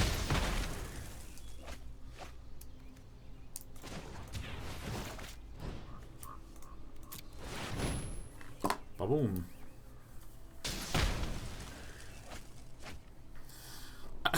Do I have most of my land out? I have 3 in the hand, and then I have 1, 2, 3, 4, 5, 6, 7, 8, 9, 10. 11, 12, 13, 14, 14, 17. 17 of my 26 is right before your eyes. And I've scried a few to the bottom, too.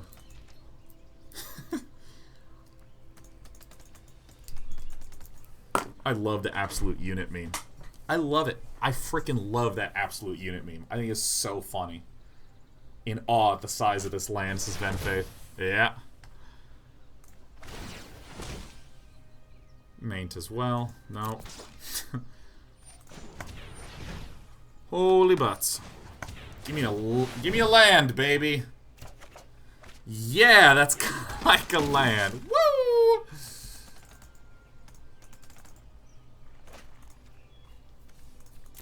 Aurelia, Exemplar of Justice. She's a threat, but we have healed over 30 in a sec.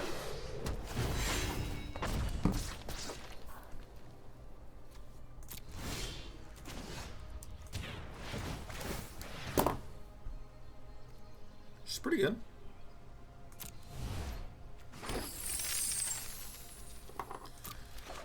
All right, let's do a little drawing, shall we? Let's draw some chords.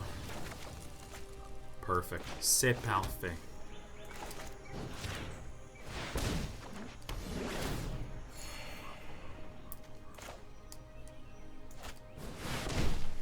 Boom! Life gain, baby.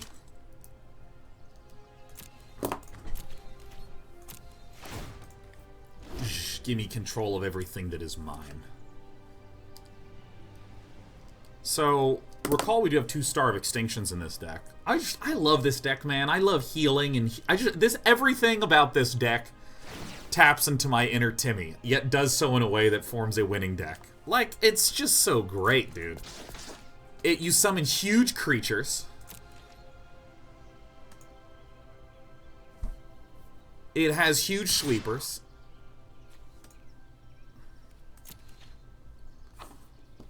Is this the homebrew? Yeah, this is homebrew.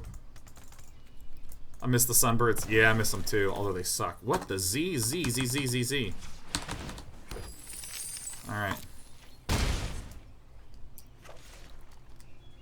Huge heals, huge creatures, huge sweepers, huge blasters.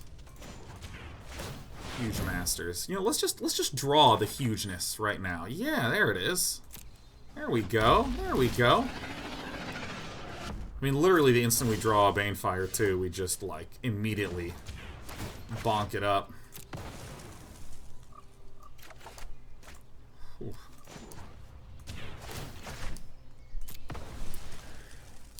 God, look at all that land. Oh, that's so good. 1, 2, 3, 4, 5, 6, 7, 8, 9, 10, 11, 12, 13, 14, 15, 16 land. 17.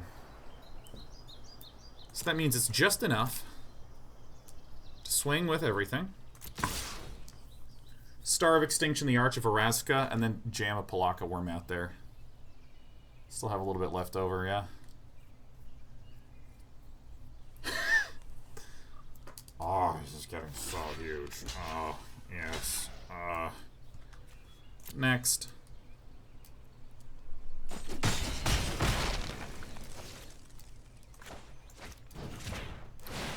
Feel free to draw.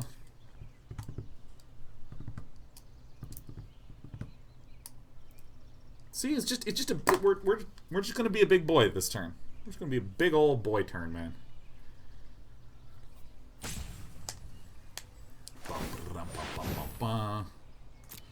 Resolution commencing. Woo! Sure wish there were more Golgari decks out there. This deck is a devourer of the Golgaris. See, that was just such a Timmy turn, man. We used our giant forearm full of land to blow up all that shit. Nice. Oh my god, awesome. Oh my god, yes. Praise be to Pelakka Worm. When Pelakka Worm is out and is doing Pelakka things, Pelakka Worm is a 7/7 with trample. But, you know, on his way in. Okay, that's fine. Alright. On his way in, he heals. On his way out, he draws. It's so great. Is it a 62 card deck? It's unfortunately a 60 card deck. L3 Nioxton. How many Deafening Clarions and Seal Aways do you have, and how many Cleansing Novas? Should be 3, 3, and 2.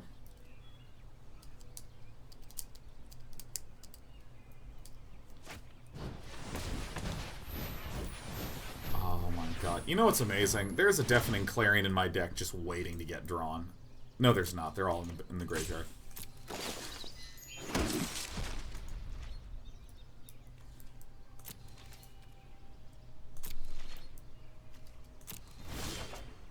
Go ahead and do this now. See if we can get something good. That's something really good. Let's get something else really good too. Block, block, block, block, block. Block with this one too. Oop, he screwed up. You want to block, if you're ever blocking, it's important to over block.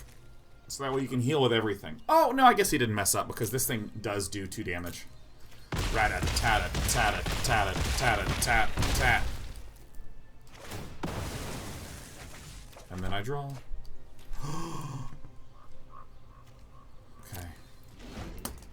We're getting there, man. 2, 3, 4, 5, 6, 7, 8, 9, 10, 11, 12, 13, 14. X is 11. You got it, man. This is going to be a really hard one to lose, for sure. For sure. Especially because we have a... Yeah, let's get that one out of there. 1, 2, 3, 4, 5, 6, 7, 8, 9, 10, 11, 12, 13, 14. X is... I gotta be honest with you. X... Oh no, this is so much better. Alright. Here's a trick. You ready for the trick? Oh shit! I should have played this before blockers, but you have all 11 of them block this one, and then you actually get the heal trigger for everything.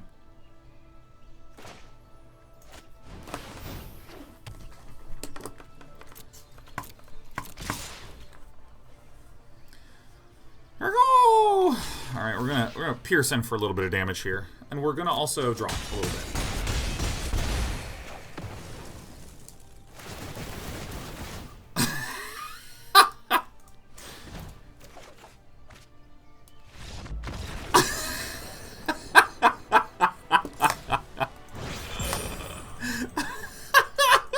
Bam, bam, bam, bam, bam, bam, bam, bam, bam, bam, bam. I'm like, I will draw 11.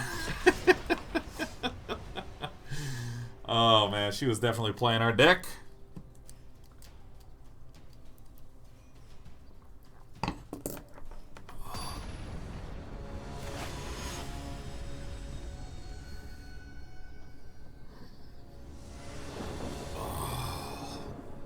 Oh my god, what an amazing hand. Anti-aggro tool, anti-aggro tool. Also reasonable against aggro. How does your deck work? Well, you see, step 1 is to summon the Dawn of Hope. Step 2, attack with your 11 lifelinkers.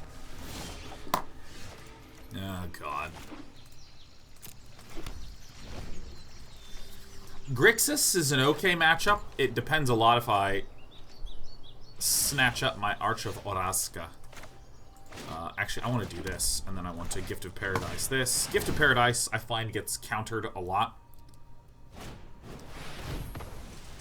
What are you going to do?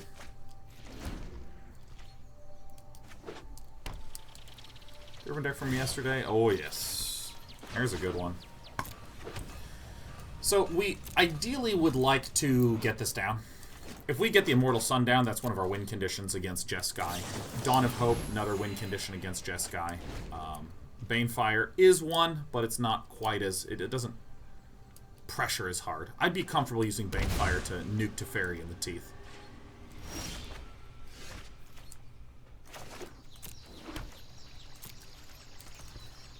Probably be conservative and hold back the Immortal Sun. I'd rather favor Palaka Worming. Chemistry's Insight, makes sense. Yep.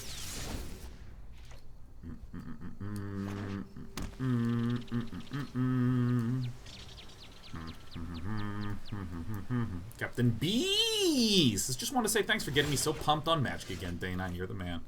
Why, thank you. I try my hardest to be the man. Not the best opening draw, the double Palaka Worm. Stinks some, but you know, shit happens.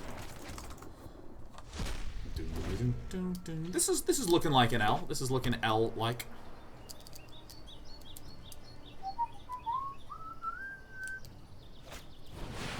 It's me, I'm Teferi. One land would help a lot. One land, one land, one land. I wanna draw one land. Yum, bum, bum, bum, bum, bum, bum.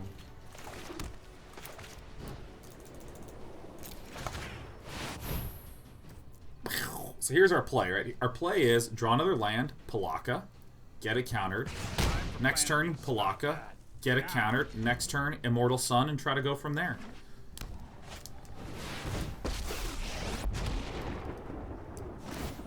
Trust, you know what? I'm not done yet.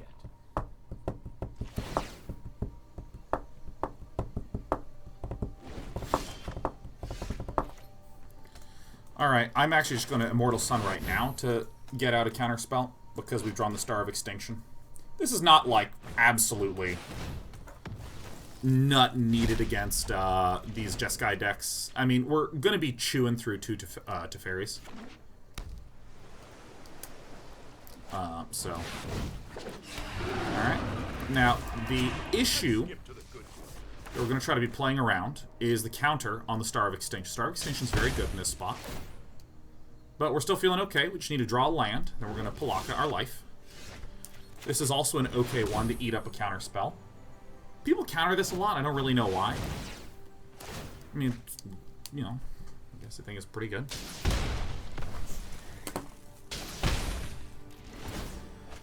So, oh hi, Sheriff. Do you want to watch me lose? I don't know if he's got another counter spell. Probably. Yeah. Ow. Ow. Let's see here. We've seen 1, 2, 3 of these. I mean, there's probably some more.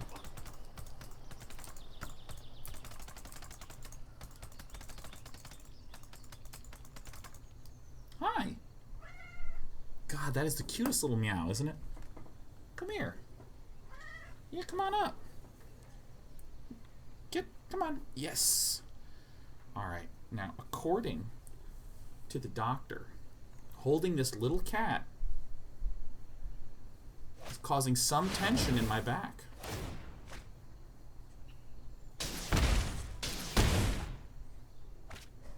Now that's pretty sick. It's gonna zap me 5 times from all the cards drawn. And then swing in for the win. Hello. Yeah, see, like, I sort of hold my cat like this.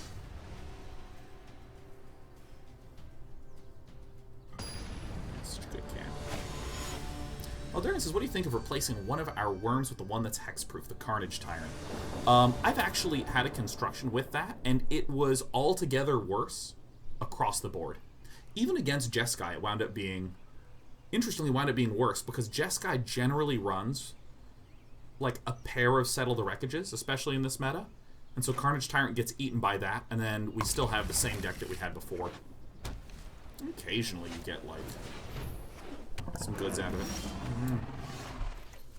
Alright, this is a pretty good opening. Oh, it's a good cat. I just love this cat so much. I love this cat to little itty bitty pieces. Okay, so this to us screams, I have a history of Benalia.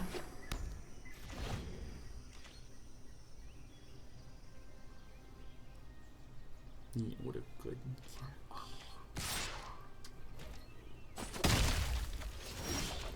Look at this man. Look at this. Okay. Yeah, no, I love you a lot. I think that Carpagen is 1,000,000,000% on the draw a land, play a history of Benalia, and we will completely Ixalanly bind it, and then probably be in a really good position.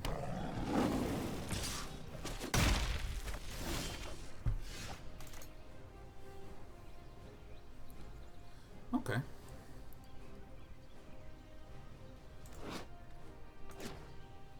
For the purpose of mana efficiency,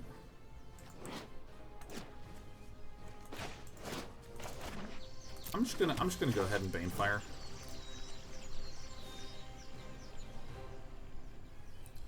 I make it 2.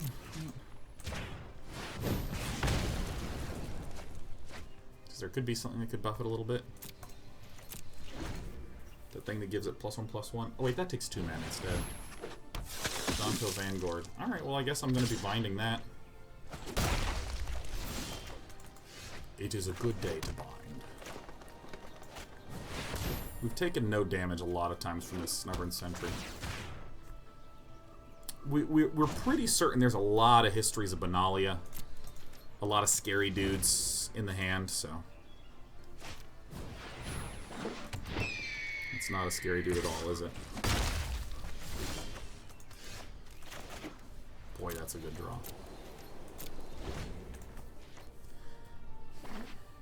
History Benalia, boom.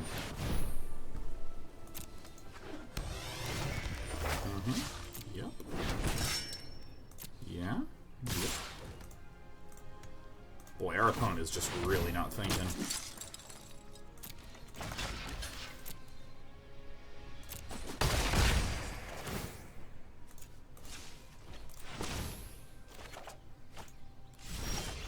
Free card draw.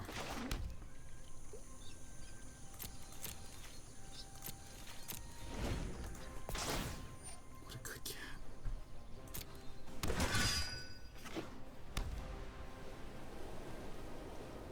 This is the best cat in the entire universe. Yeah, I would be super shocked if there were not a couple Histories of Benalia in that hand. I mean, so there's yeah, a little bit of terror that we're dealing with here.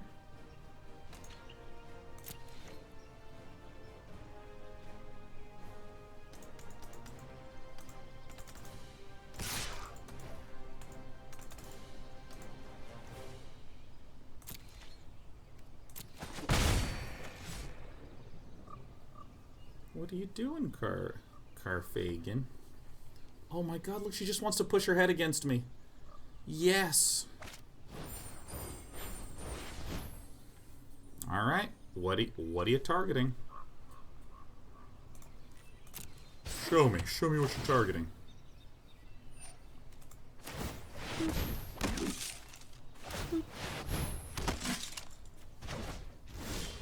This is where it's just like Star of Extinction, and I just like throw my head back and laugh.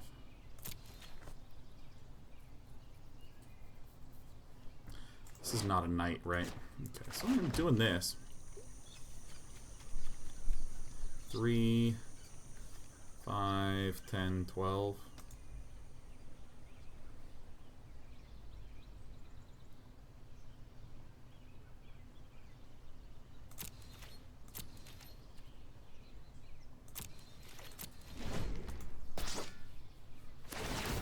This is a good shoulder cat, you know. We're going to be blowing up a lot of stuff. Benalish Marshal sucks. Okay.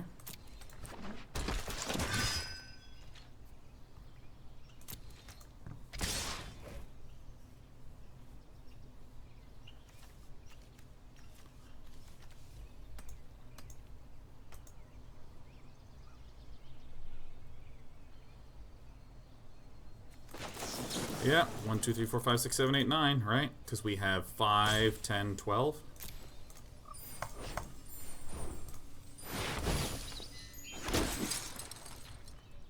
Now, how do I do these blocks?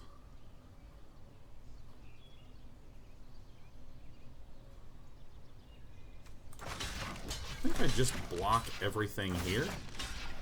I mean, I could also lose all my little 1/1s, but I think that's weaker. This gives me the ability to lifelink off a lot of these multiple times. I think this is way, way, way, way better. Because then we're going to Banefire the Benalish Marshal. We can seal stuff away on the next swing.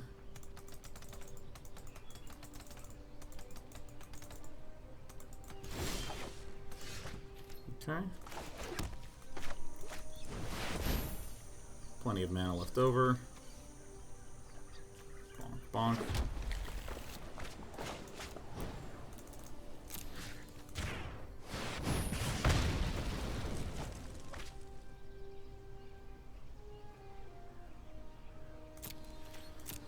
Alright. Alright.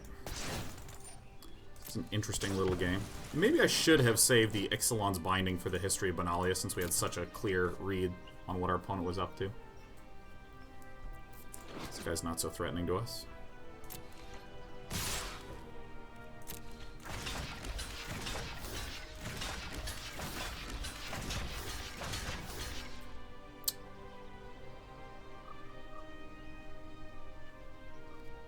It's better to have the 2 chumpers.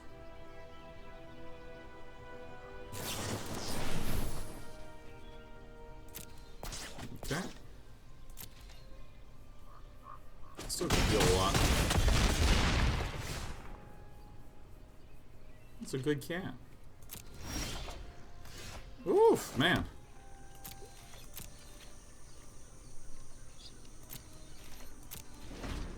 Where on earth are my Sweepas? Put a lot of them in this deck for a reason. Dauntless Bodyguard would be a real pain.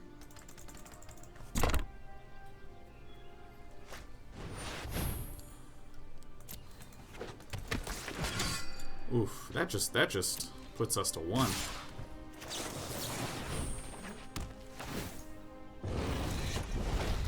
Alright, I mean we can still do it. We can still do it.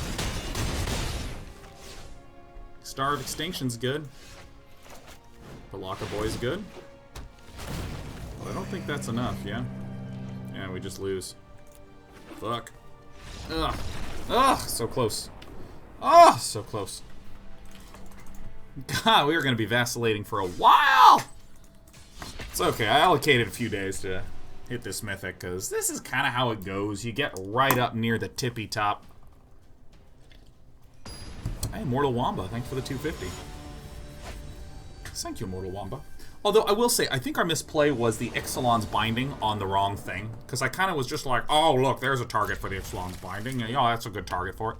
And I think that was just strictly wrong. This looks like a good opening for us. Steam Kiln. Nothing? Nothing at all, Korvac? Nothing at all? Alright, we won.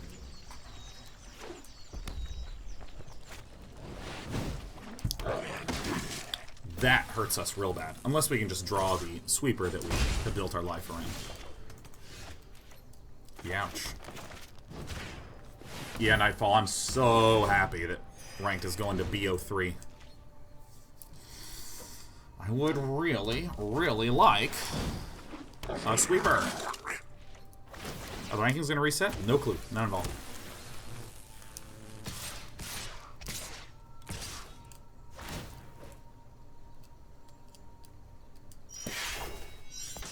We're going to be able to gain a bunch of life through, which is obviously very nice, but...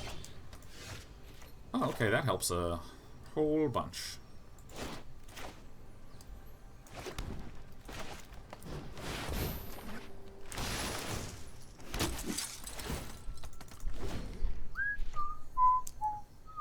Problem is that there's bound to be a lot of burn in our opponent's deck. This is why I'm running 3 Discordants. Yep. 3 Tristani Discordants and 3 March of the Multitudes. I think it's just important to have the defensive tools against this.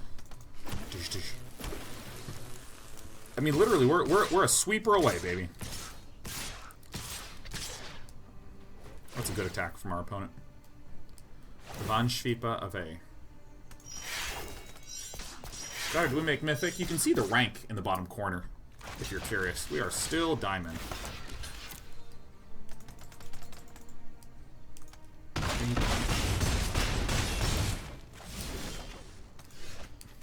Really? I mean, I'm pretty sure I put sweepers in this deck. Alright, let's see if we can... Ah.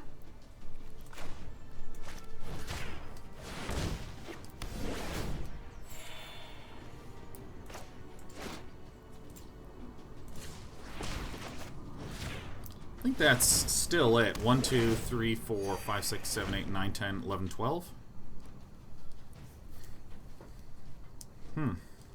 It's like a shock kills us.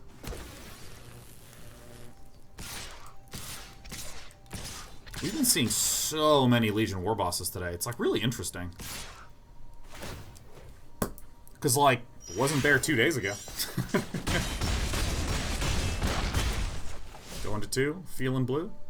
This deck runs 3 Banefires and 2 Shocks, so I'd be a little surprised if we didn't just die immediately.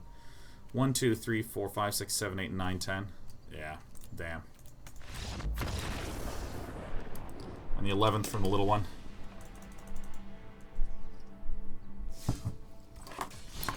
We have 7 sweepers, which didn't draw them. I'm not too broken up by these, because, like, I've played this deck more than enough to know that this is just one of those shrug that sucks, and that's fine. Really, the biggest thing that's missing is best of 3.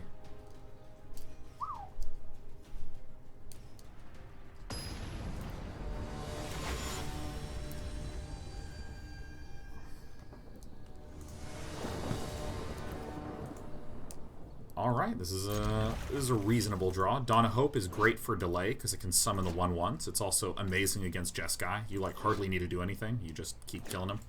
Ixalan's Binding is a nice halfway point. Reasonable against aggro. Pretty good against control. Where can you see the deck? You just click on the list right there and it'll pop up.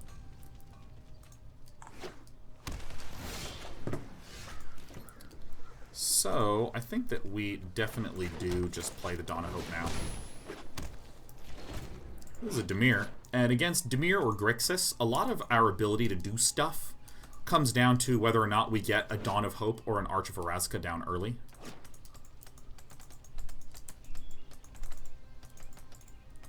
Yeah, Dawn of Hope's a 1-of in our Decaroni.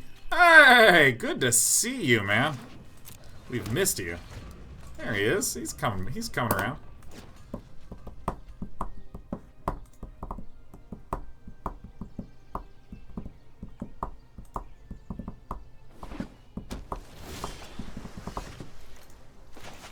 Hello.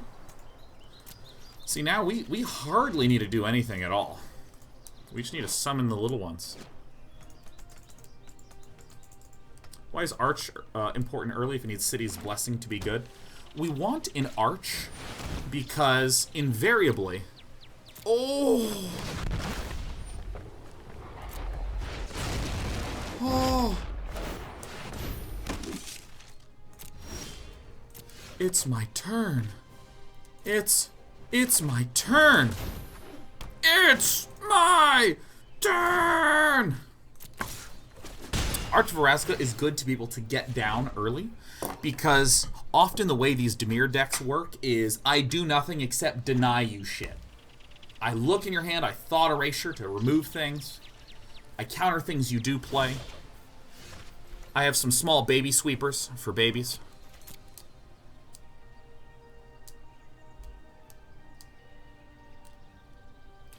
And so if you get an Arch of Orazca relatively early, like in the first 5-6 turns, then great. You now have some secure draw. I'm going to go ahead and do this. This often... Oh my god, is there no counter? You only run one Dawn? Yeah, but I get it every time. Yeah, take a peek, dude.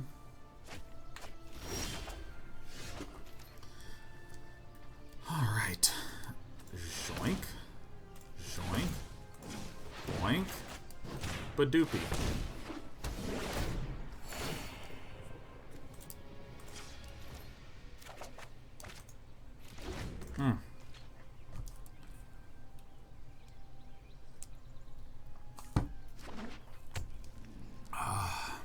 Still think there's just like no counter in sight. I think we can just play the Palaka Worm. They'll probably get exiled. No big deal. I don't really know what other creatures Tensor could possibly threaten us with. Hello. It's me, the Mama. We have to be cautious to play Zacama later rather than sooner, because we wish to ensure that we can blow up the Eldest Reborn.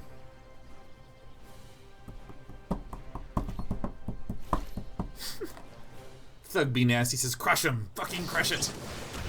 Yeah, baby. Look at this, drawing cards. Nice of Tensor to do it at end step in case I drew a land and played that down. We make it to Mythic. You can see the rating right there in the bottom right hand corner. You can see it with your own eyes.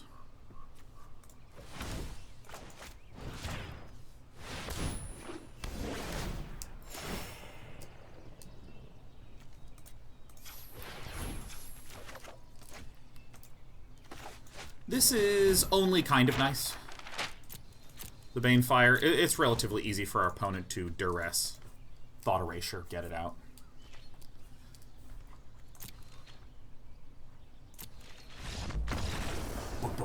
Bam. Would you play Nicol Bolas deck? Yeah, sure. Oh, I didn't realize that we were that high up.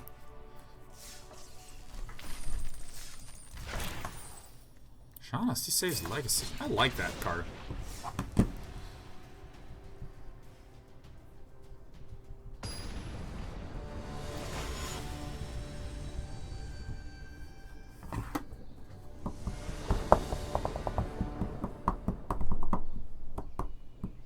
Here's the reason I'm keeping this. If we're against an aggro deck, we have 2 nice early removal spells. And we get to go first. So this means that we'll be able to have 3 mana when they play a 2-mana creature.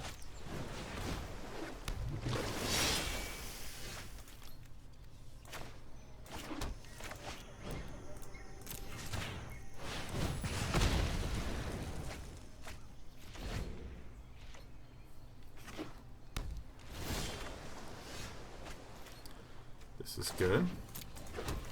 Probably gonna see a Merfolk Trickster at end of turn.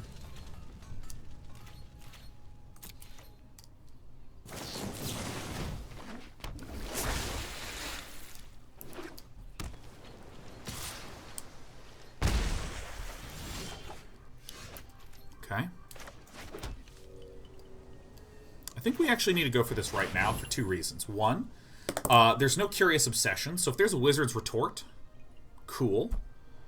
What do we need? We definitely need a green. We don't need any more red. We have double white. Do I want double green here? I think I want a red. We have a distribution of mana that is good for curving properly, but when we look, we often are very eager to get red mana because Zacama can make lots of effective use of the red mana. But anyways, our opponent has yet to play a Curious Obsession, so if our opponent counters, they're sort of down a card as well. In this position, there's no available counter for our opponent, which is grand. May as well just destroy all creatures. Not enough mana for the Wizard's Retort.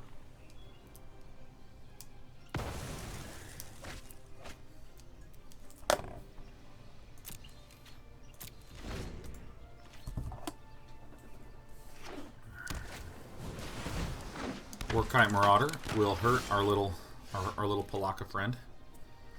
But I think that I'm going to try to pay the 1 here. This could get countered, or it could be a dive down, at which point we're going to jam down Tristani. Totally fine. Now, if we run this out and then this gets countered, well, that's okay, because now we have a Palaka boy who will be able to heal and trample over.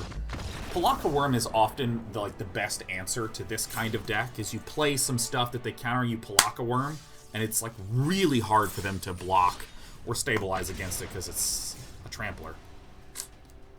Crushing it. Yeah, I think my homebrew deck is actually just the bomb. God, I love chucking a pen and landing it right into the pen pot.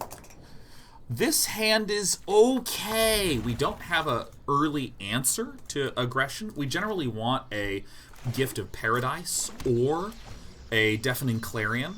Something like this. Seal Away as well. Reasonable choice.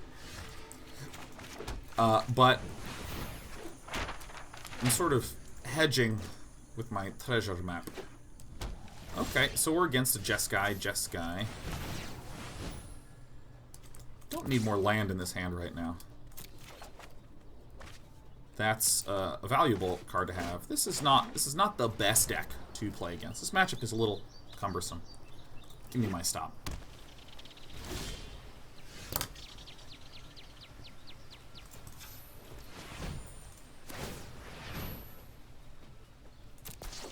A very nice one to get.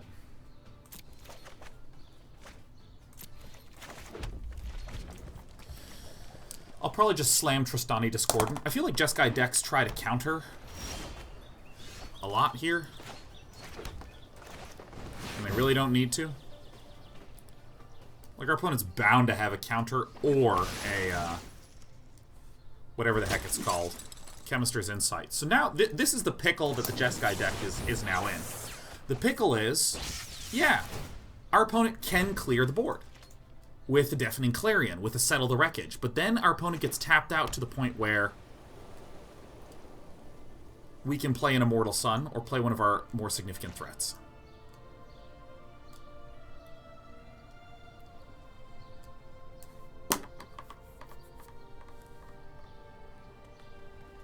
What the heck is going on here? Maybe your opponent will just biff really, really, really hard. Yeah, no Revitalize. Okay. So here's what I'm going to do. I'm 1,000,000,000% going to land first, play this. March of the Multitudes is very good in this matchup. We're going to draw. Go to main. So we Arch of Orazca, not just to get the city's blessing right now, but also we're going to swing in with the team. And now we can, if our opponent has like a Spell Pierce or something like that, or if our opponent settled the Wreckage, then we could like play out the Immortal Sun and still have enough mana up against a Spell Pierce. Let's see what Failsafe does. Chemister's Insight also makes sense. Gonna be a little thoughtful about when we Immortal Sun.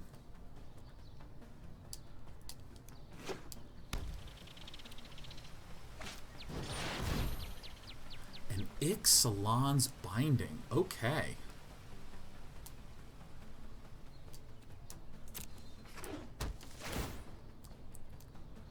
So what do we think about this? 1, 2, 3, 4, 5, 6, 7, 8, 9. Do these decks even run an Essence Scatter?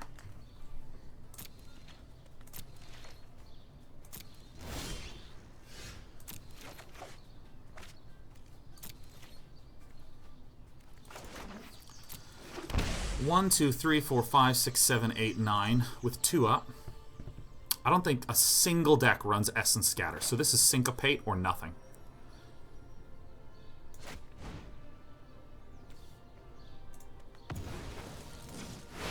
So with these treasures, we have the ability to deal with a Syncopate.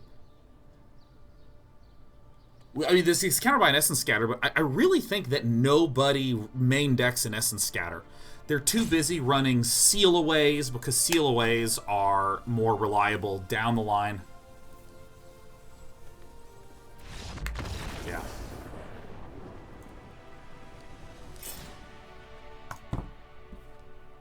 Okay.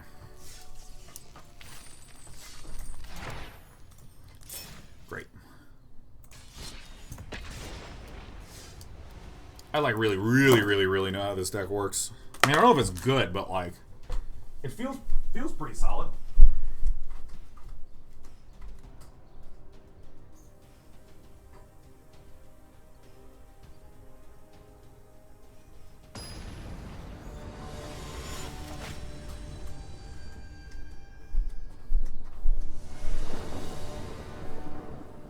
All right. Oh my God, this is a perfect starting hand. This is why I will identify this as a perfect starting hand. First of all, things at different mana values, so they don't step on each other's toes. But deals with a lot of the obnoxious threats, Adanto Vanguards, etc. Gift of Paradise, again, good anti-aggro, so we have our anti-aggro tools. And if I can play this on turn 3 and peel a land, it leads straight into Cleansing Nova. So we're now pretty much guaranteed stability. Shaz, what did you do? Oh, Ghost Stalker says, hey Shaz, I need a message to delete for a test. If someone said that to me, I would post something appalling. I would immediately post a penis. Like, just a gigantic ASCII penis. Just huge, just one of those things that, like, fills chat, that just all of a sudden chat just gets knocked away at, like, anime warp speeds. What plays a single swamp on turn 1? This is a Rootbound Crag, right? Yes. Hope it's Golgari.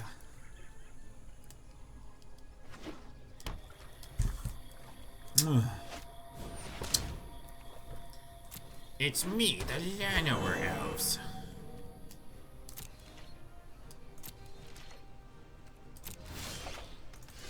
Oh!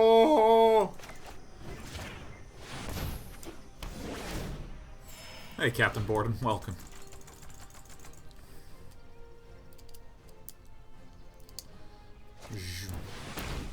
Sheepers. Some inconvenience in the mana is being detected, and I think, yeah, I mean, this is strongly evidenced. Yeah, I mean, like, if we peel a land, this is the perfect hand to nuke.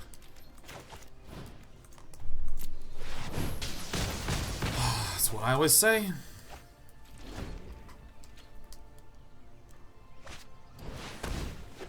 Octopus Overlord says, with the introduction of more dual lands, do you think 3-color decks will take over the meta? I don't think they will take over.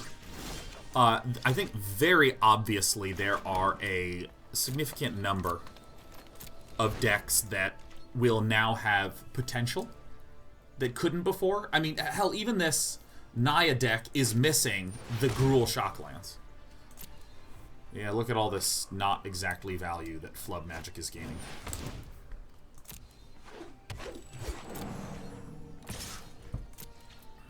I want to be thoughtful about how I use these Cleansing Novas.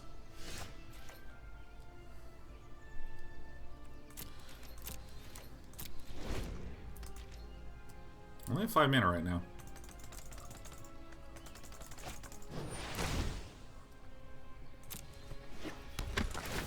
But I think that, generally speaking, if you're like, I'm gonna go 3-color, you know, it's a 3-color deck that already exists in the meta, Jeskai, and it kind of has to run 26 or 27 lands.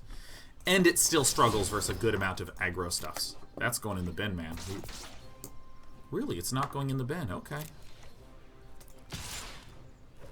So I think that I'm going to just seal this away, because I just don't want to keep hemorrhaging as much. I would have preferred not to, but I actually kind of want to set up for a more significant Cleansing Nova turn, and this is a perfect card to help me set that up.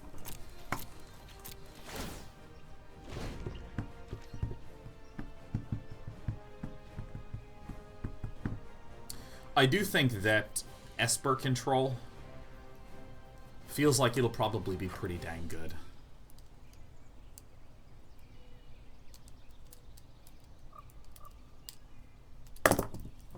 I mean, the power level's going up. We're adding more cards, you know. Johnny Davis says, I always like keeping Jadelight on the top, because if the card below it is a land, you'll get it anyways. If not, you'll get the land below it. That's, wow, that's a very clean argument. I never thought of that. That's actually very, I wouldn't say very simple, but I mean, that's like, it's a nice argument. Thanks, Johnny Devo. That's so good. Hey, Chancellor of Cheddar, happy 1-year anniversary. 1 year of Regal Cheese. Hell yes.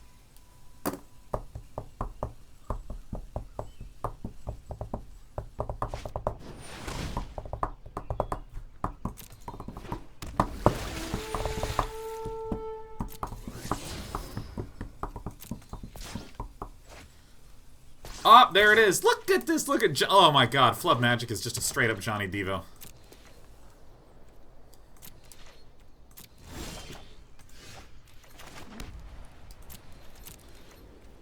Very, very, very clear place. Incoming, right? I think these decks tend to run 2 Find and Finalities. Maybe 3 nowadays. Maybe 3 nowadays.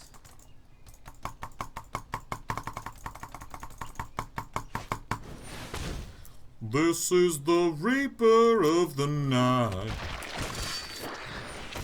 The night. No, yeah. Alright, so this is actually this is a legit pickle, man.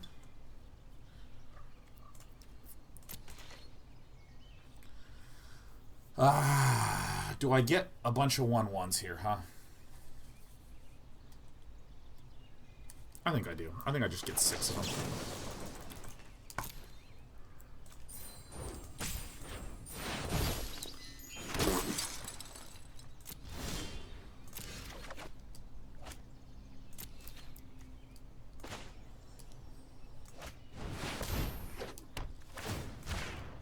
Surprise.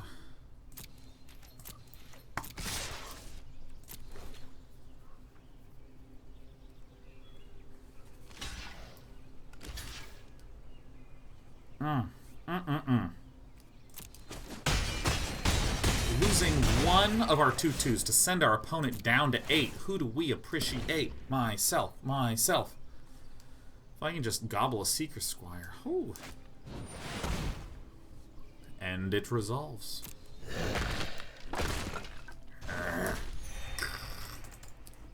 Hey, 300 bits from DeBercuda says, hey, did you try Dota 2 auto chess? I didn't. The big reason being that if I'm going to open the Dota 2 client, I'm going to play some damn Dota 2, my friends. So 6 damage gets through.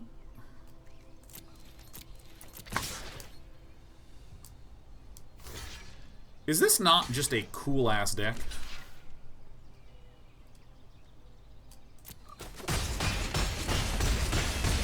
Oh my god, I just completely miscounted. I'm a moron. I don't even have enough. I can't do it. That's so funny, man. What the fuck? What's going on in my brain? Wouldn't it change my play? I'm still going to do that like every day of the week. It's like that is a spectacular. 7 minus 4 is 6. That is exactly what my brain did. Secret does. That's precisely what my brain did.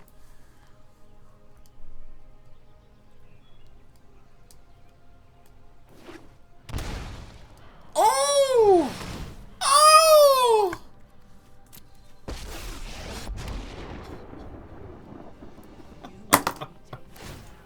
Woo!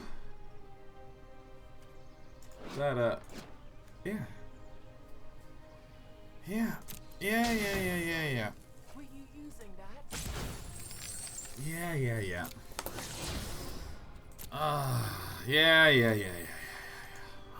Okay.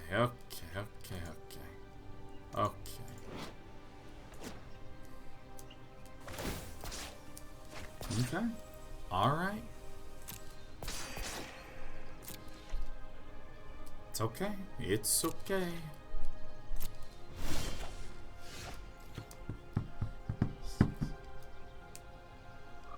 Okay. Alright, our opponent can screw this up. Damn, they didn't.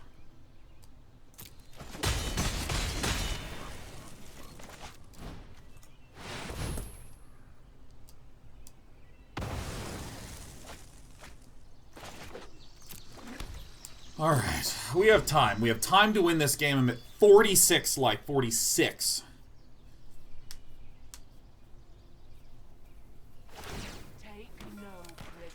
Take no prisoners. Golgari Finebroker. What do you want to find? Alright, let's just draw a land and end this, huh? I mean, I'm either Palaka Worming or Bane Firing. Had lethal, but no? How do you have lethal? How do you have lethal? Newbie says had lethal, but no. Alright, newbie. Alright, newbie. Tell us what the lethal is. Tell us what the lethal is. What was the lethal? What was the lethal? Tell us. Tell us, newbie. What was it? What was the lethal?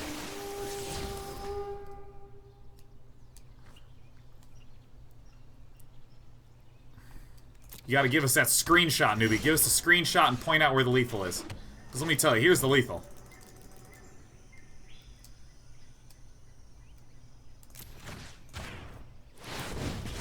You didn't Nova before he destroyed Seal Away and got life. Oh, that's not missing lethal. Oh my god, if that's your play. Okay, here's what newbie was bringing up.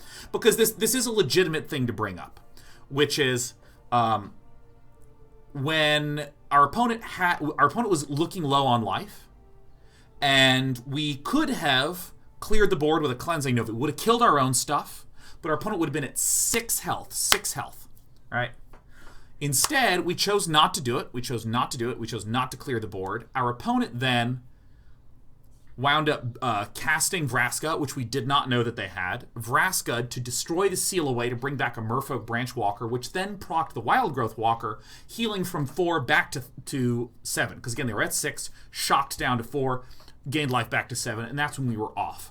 So there's no missing of lethal. There was the potential to set up for a play that, under some circumstances, maybe would have allowed us to shoot with a Banefire, but you'll note we were still able to shoot with a Banefire in this. We needed 1 more mana, so I think that this was a much more solid line.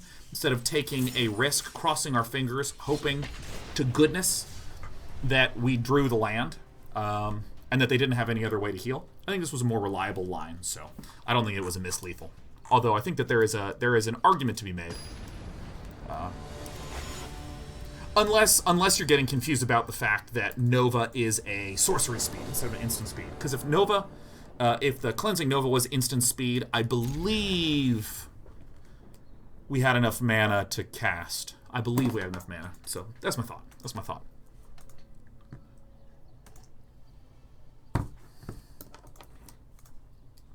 Newbie says, well put, Mr. Day. You may simply call me Sean.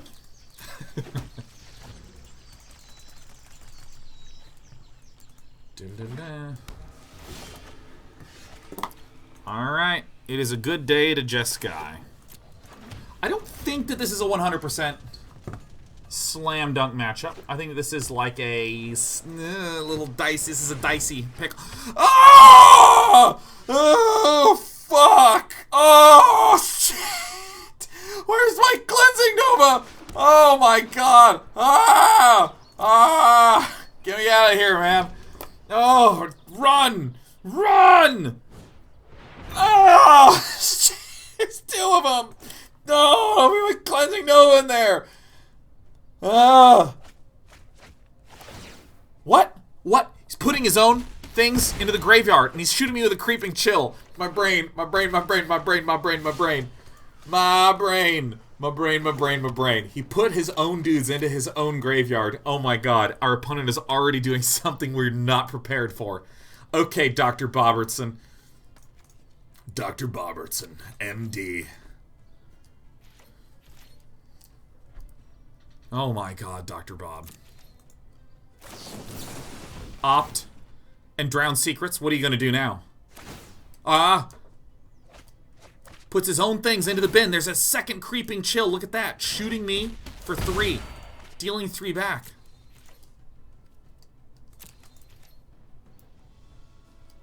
What?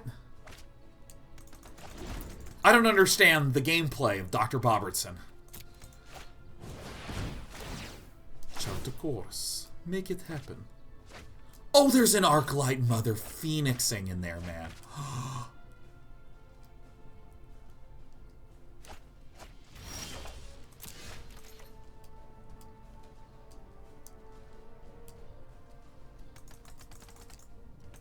Oh my god, it's a Phoenix deck. Oh my god. We're dead. We just outright die. We're DED dead. Yeah, just go ahead and drown myself here. Oh my god, there's a 3rd Phoenix.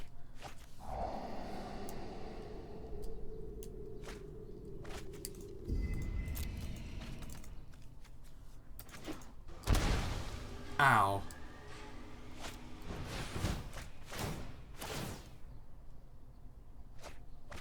Nice. Oh my god. All 4 Phoenixes.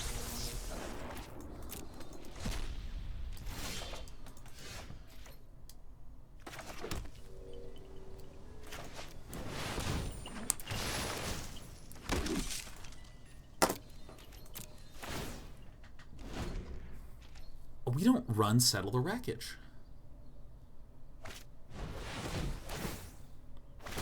Settle the Wreckage is not a thing that we run.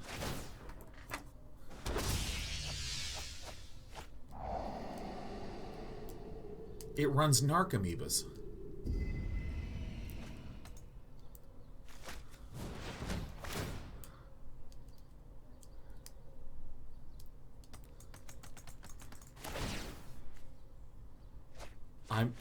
Oh my lord.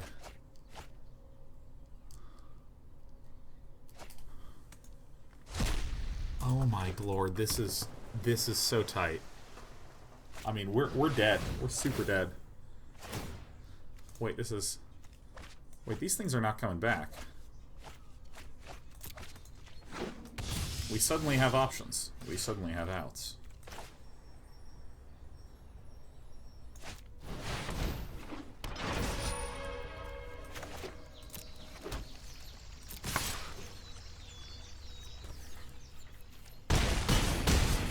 Wasn't that the third spell?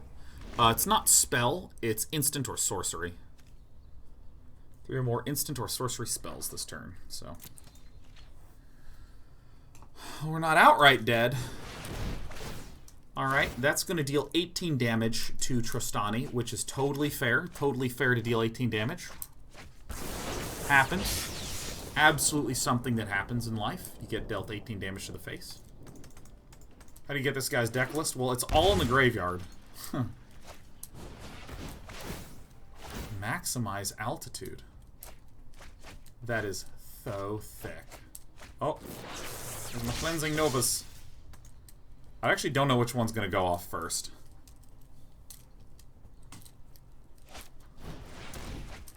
Another Maximize altitude. Okay. Well, the Creeping Chill got put... Oh, there's our second Banefire.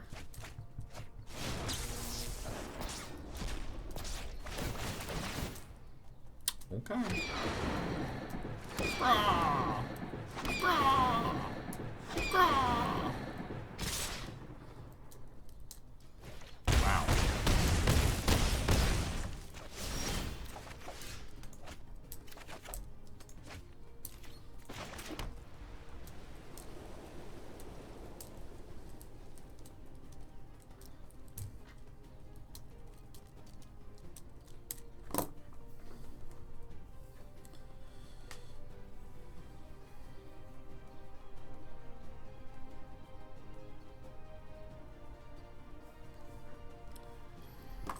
Okay.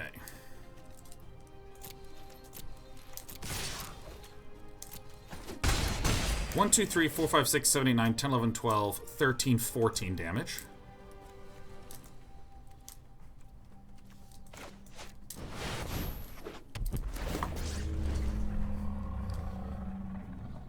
So...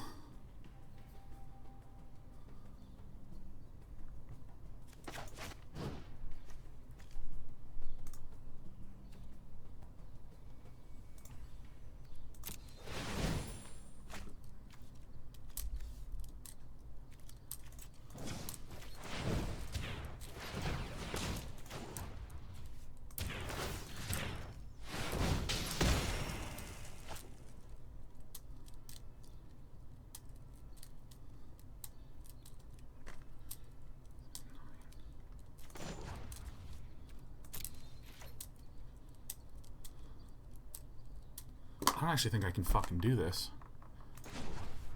This is the best that I can do, right? This is the best that I can do. The Beacon Bolt's gonna blow up Zacama, so it can't block an Arclight Phoenix.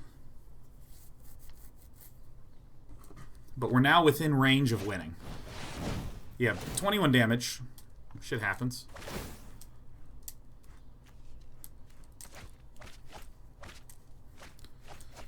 So that's one spell. There's only 3 mana left.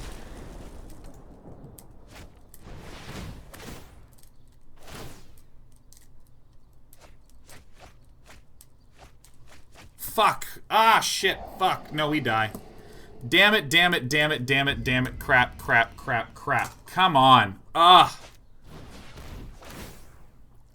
Look at this. We have lethal next turn. No, shit, we could have won. We needed to shoot these two assholes. These are the ones we should have shot. That's what we should have done, because if we shoot these two, he's invariably going to bring back the Phoenixes. That was really dumb of me. We should have shot these ones, because then we could have swung back and won. Oh, fuck, we had the win. Shit, shit, shit, shit, shit, shit, shit. Hope that makes sense, that the Phoenixes are coming back no matter what anyways. The Phoenixes are coming back no matter what anyways. So we may as well kill the Narcomoebas. I'll be right back. I'm going to use the restroom. I'm going to get some coffee.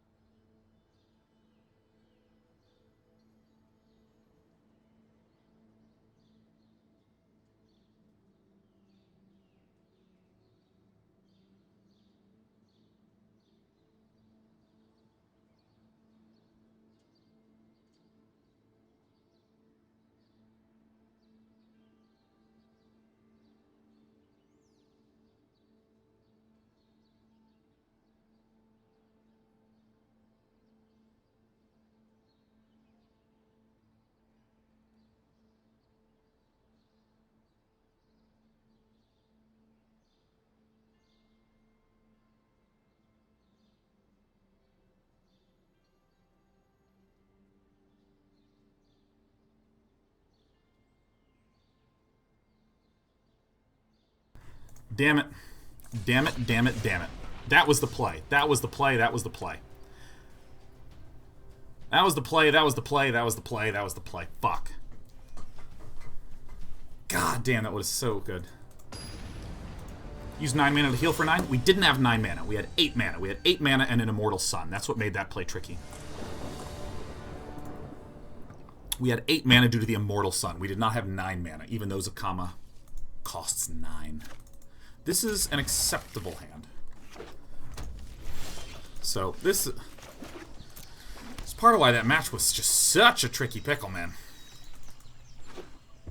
Depending on this turn 2 play... Oh, we did it.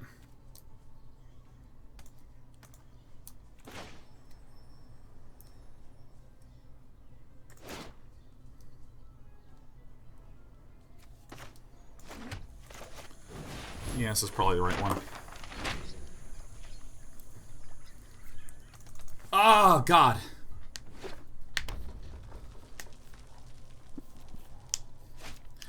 If we had used Clarion to sweep the board, we would have killed our 2/2s, which meant that we would have not had lethal the next turn. So it was actually essential that we did not cast the sweep ability of that.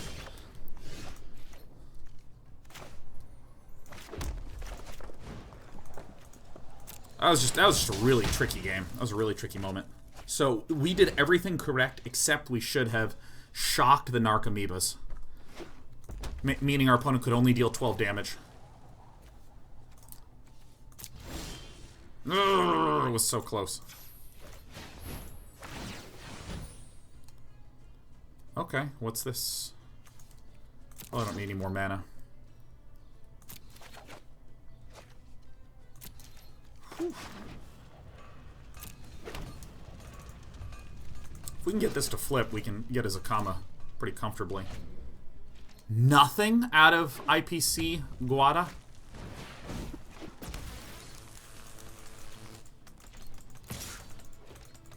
On the verge of greatness. On.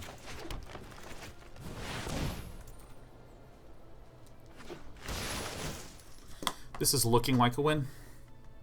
We just Trostani to make a bunch of lifelinkers.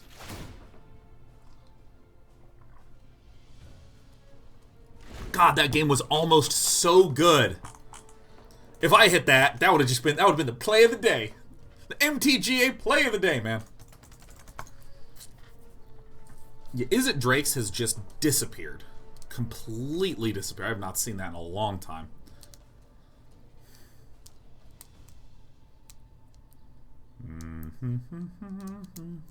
At this level, I'm just encountering a lot of mono red, mono white. Last 3 games have been versus Drakes in Plat League. What about your last 20 games?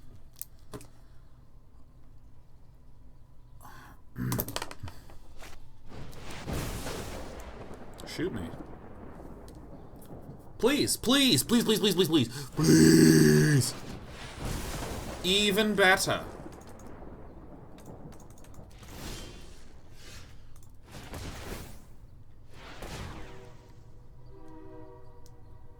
I do definitely want the planes.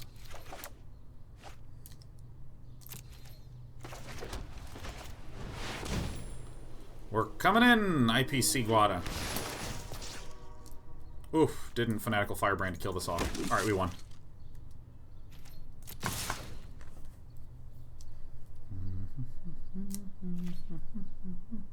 Yeah, that's the victory train that you heard outside. Oh my god, that would have been so good. Oh gosh. Oh, the dream. Tread lightly, free tread on my dreams. Let's just nuke that right away. Please!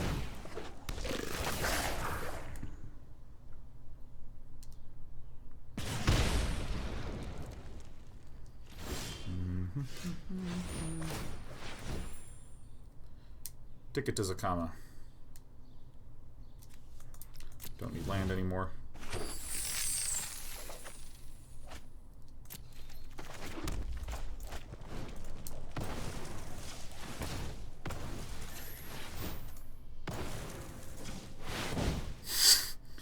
We won! We won! You guys aren't seeing a stream title? What? Wait, refresh. Alright, I feel like IPC Guada will be getting out of this game pretty soon.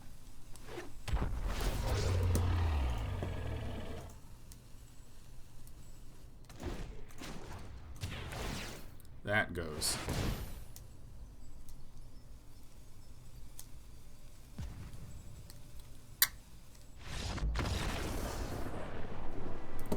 Bam. Blam. Oh my god, that would have been so good to have won that last game. Oh.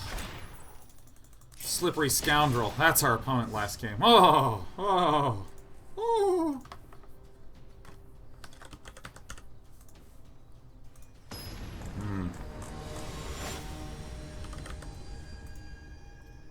Gonna get an RNA set review? I mean, probably not. I just don't think I understand the game well enough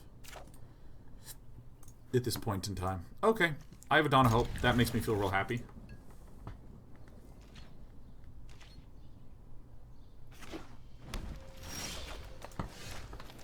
I would once again love to be up against some kind of Golgari deck. We have a Cleansing Nova, we have a Star of Extinction, we have all the sources of mana that we need. Mono Green Stompy. Ah, Mono Green Stompy. We have an okay time against this. Not an amazing time, but an okay time.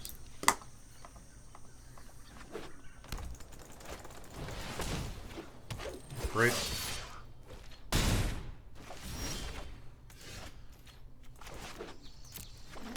This would indicate to me that our opponent has a Nullhide Ferox in hand. Nothing.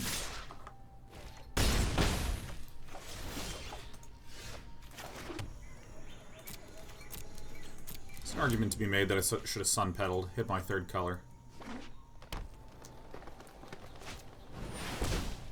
Oh. Oh, oh yes.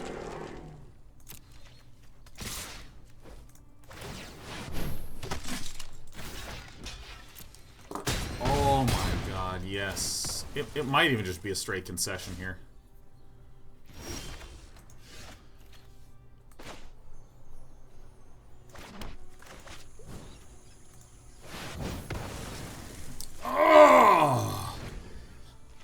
Borat mir then conceded. Nullhide Ferox, that's fine. Land Aurelia, that's fine.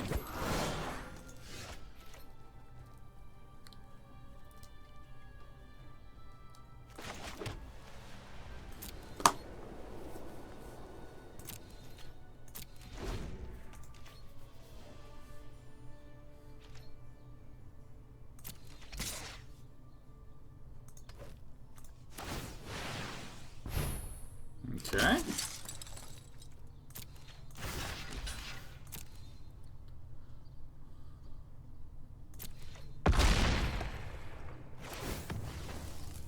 Dude, trample is like so important for these big green fatties.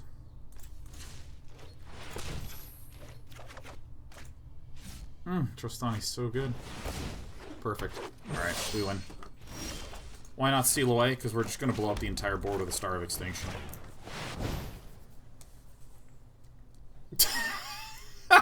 So why seal it away, you know? Spend 0 cards to block and to draw, instead of spending a bunch more.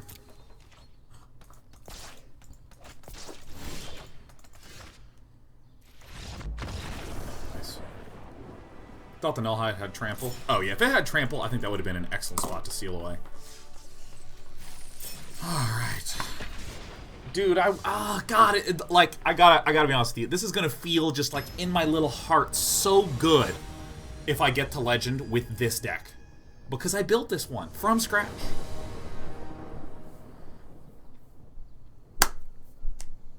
God, this is like right on the edge. I'm going first, which is a big reason. But I mean, I don't like this. If it's white, I can handle white. Let's get a plains out there. Let's drop a P.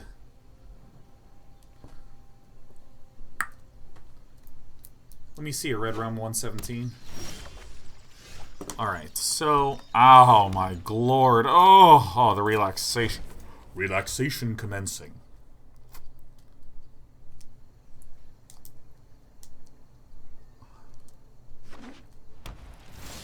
Oh my god, what even is? And we get a Dawn of Hope against Selesnya. Could be Angels.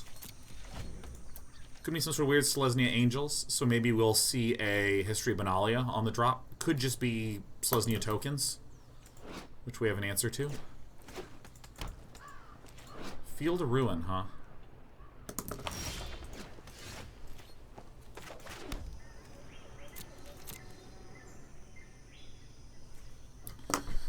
This looks like an Angels deck.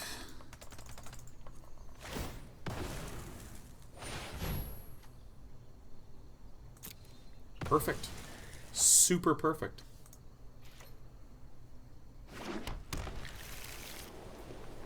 Yeah, it's fine.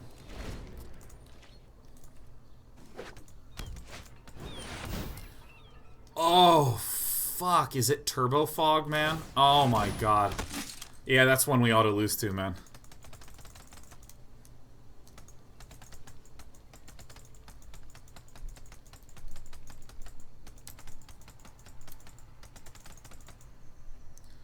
I don't know how we win against Turbo Fog, man.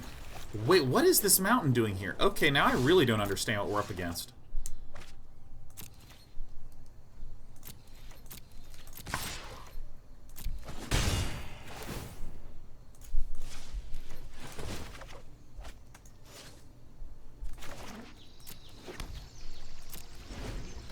Is this some sort of 5-color...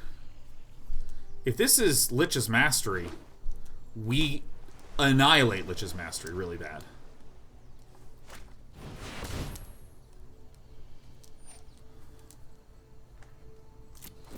Main phase, Chemister's Insight. Generally feels good. Okay. I really don't know what our opponent is at all. And that's rare.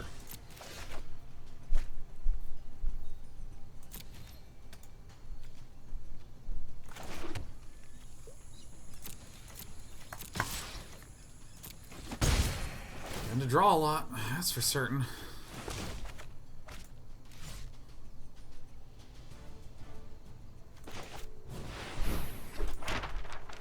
Let's see if it keeps our stop once we end the turn. Nope. Got rid of it.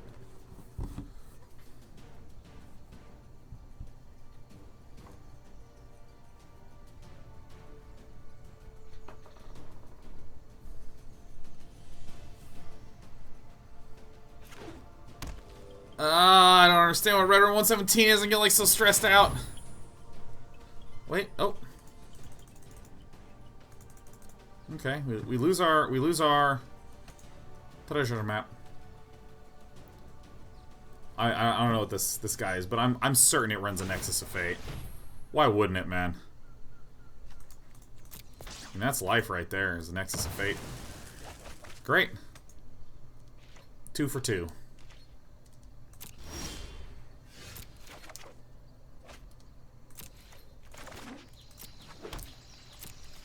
Alright, getting the beatdowns in.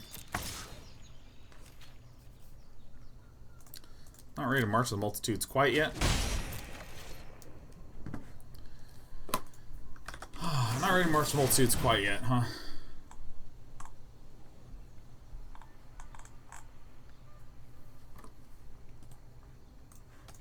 Yeah, okay. Alright, I'm so stressed out, man. Gift of Paradise, Circuitous Roots, card draw, a single mountain. What is this? Is this Turbo Fog with some red as well? I'm noticing that there's like...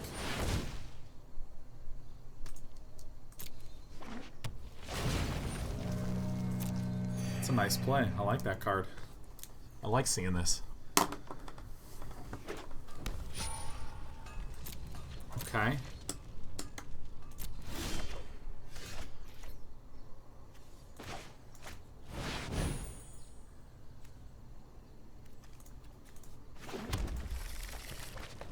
know what? Thong right back at you, man. None. Got the Palaka in a pack today. Is it rare? Yeah. It's got a little golden border there. A little golden symbol. It's a great card. I mean, Palaka Worm is nice for a multicolor deck for stability.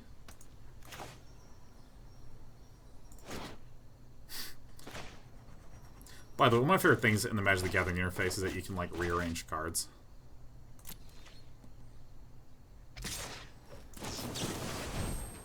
Hello!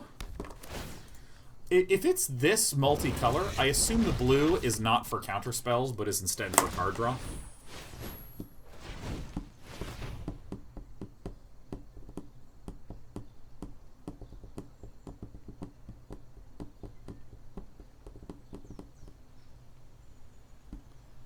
Zacama could be in the deck, for sure.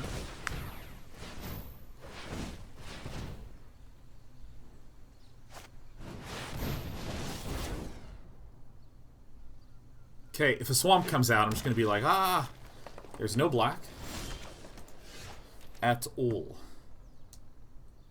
We already saw Cleansing Nova. So that means there's a likelihood of an additional Cleansing Nova, right? So I'm going to not play the Immortal Sun right now while I have a Seal Away up. I can always draw with this, but I have the big boy March play. It's inverse chromatic black. Yeah, it's plausible. I mean, you know, maybe Niv Mizzet comes down, man. Maybe it's a Niv deck. Multicolor Niv. See, this is what's really nice about Arch of Orazca, is it can help conceal what your play is.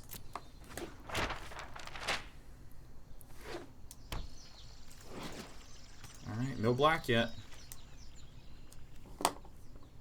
1, 2, 3, 4, 5, 6, 7, 8, 9, 10, 11. 11 minus 3 is 8, so march for 8.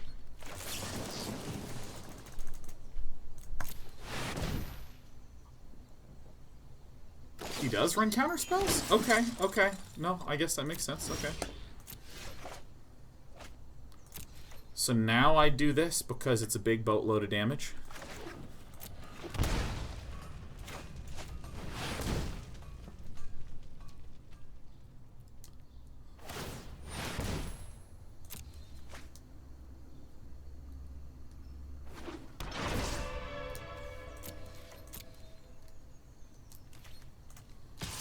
I have 1, 2, 3 basic ones, so I should tap 1, 2, 3, 4, 5. No, we should just swing with 4. Because I think I have 4 more. No, I have. This is the right amount. But I think I have 5 or 6 more basic lands. 3 more. Okay, I gotta learn my deck better. I really should know that number.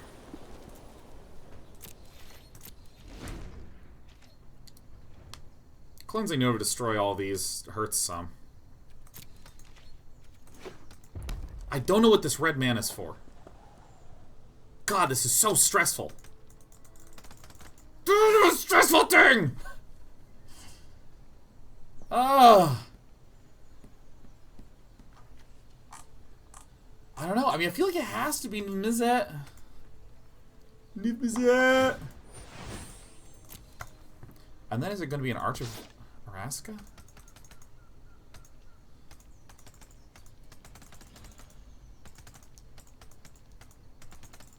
So we have 5. 5. Okay. We're some weird Banefire lethal? Yeah, that could be true. Boop. At least we're drawing 2 cards a turn no matter what. I'm running 3 Arch of Orazcas in this deck. So, you know. It appears we have found the reason for red. That is an okay circumstance-ish.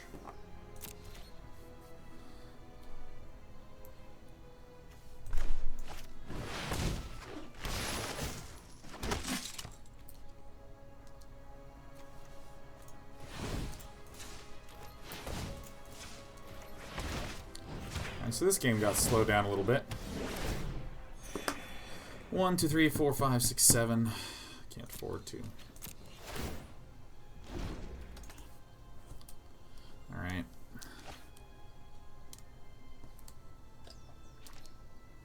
Massive respect for Red Rum.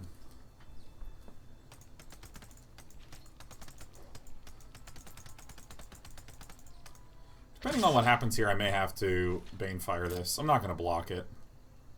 Because we're still not dead to Banefire on this turn. And I'm going to swing back for some damage. I still might have to Banefire this Pelakka Worm. Banefire this Pelakka Worm, excuse me.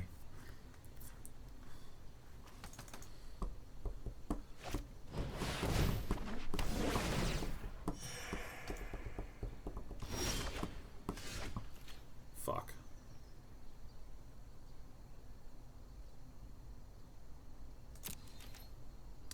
Yeah, I think I do gotta Banefire it. 7, 8, 9, 10, 11, 12, 13, 14, 15. God, that sucks.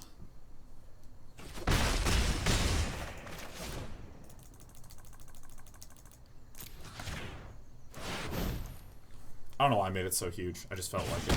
He just like plays Dive Down, and I'm like, what? Man, that's actually quite painful, the Star of Extinction on our Arch of Orazca. We have 2 more in the deck. We did do a correct call that Cleansing Nova would be a bit painful for us.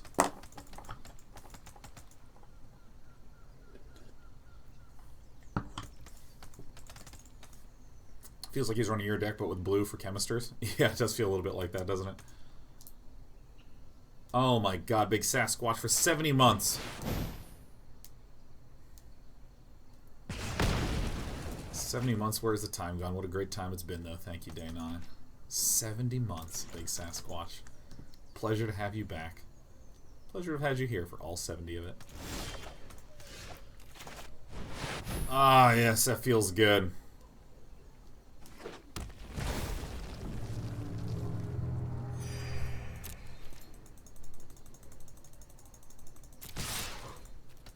I'm a little confused as to why our opponent didn't kick the fight with fire.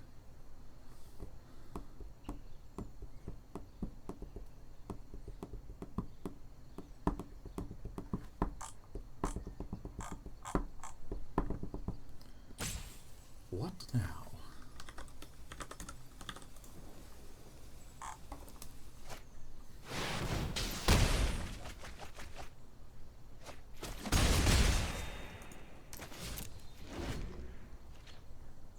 What is this nutty deck from Red Rum? He just like puts in all these sick cards.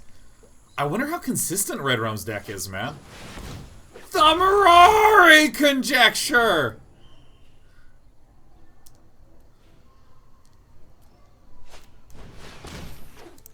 Thaumatic Compass.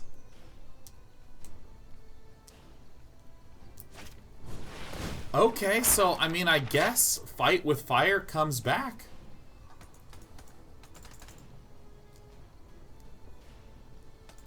So it looks like some weird Mirari Conjecture to copy. I mean, I guess it's only Zacama lets us win now. Only Zacama. Zacama's the only card that lets us get our way out of this.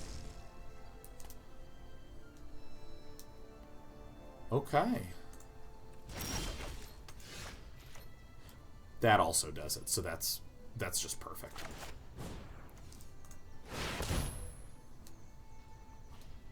Yeah, I did it, didn't I? I'm the best.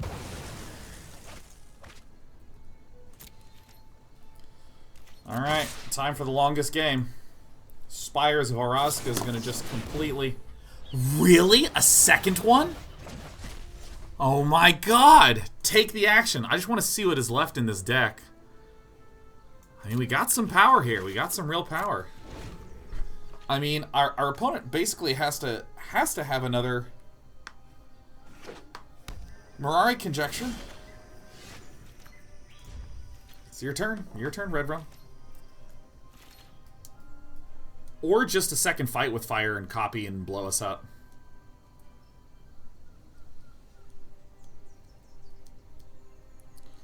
Yeah, Mirari Conjecture. pretty good. But a lot of these decks run precisely a Mirari Conjecture.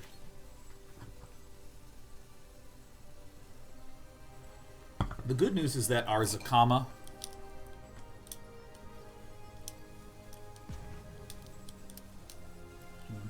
by the way, you can't expansion a Banefire.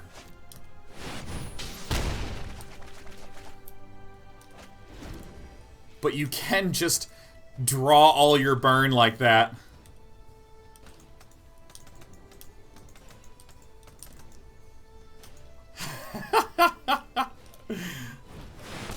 Yeah, you got me, man. Nice.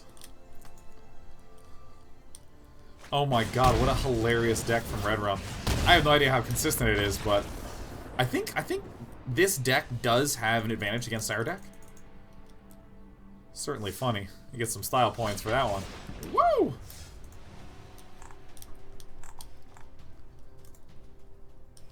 And we continuously edge our way.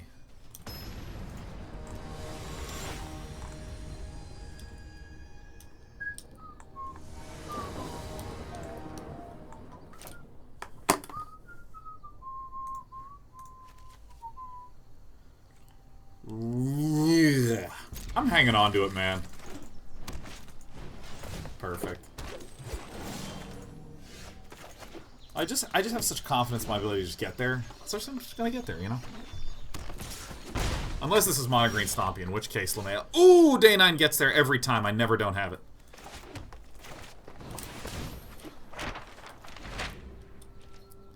That was... dude, like, that's one of the things I love about Magic the Gathering.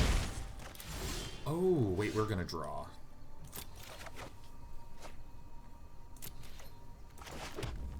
I love the amount of awesome deck constructions that exist, man. It's just so sick.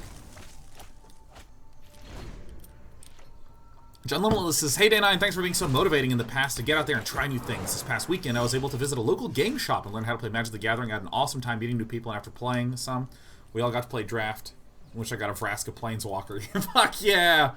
Thank you. Oh man, that's such a... Oh, I didn't scry! I want to burst into tears. That's such an awesome thing to hear, man. I am indeed a huge fan. Getting out there and doing new stuff. You want to find? Feels so divine.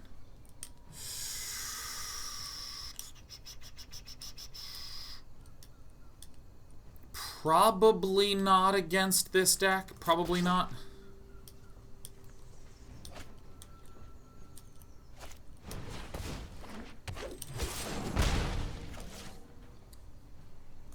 Part of the reason why I think that with this deck, sometimes looks like I get lucky with land draws. This deck has so many lands. It's got 26 lands, and it has a lot of fixing and ways to get what we need. Salut, Vivien. Salut. The wild wasn't met. That can't help you now. That actually really hurts a lot.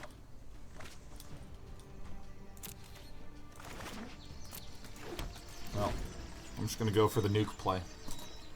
Hey, kitten. The wilds are Hi. my shield. Hi, kitty. Here. Let's move all this garbage out of the way. There you go. It's a nice spot that any cat would love. A detection tower. Oh!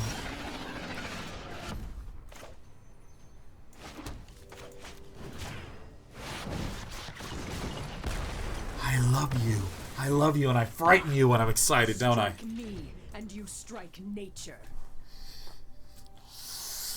How did the last game end? Asked Nerdiest Girl. Oh man, dude, my opponent explosioned me for 12. Ooh, Enters tippity top tapped. Explosioned me for 12 twice. 2 times. 2 times! 2 times! Our opponent appears to be a little bit dry on the Black Menace.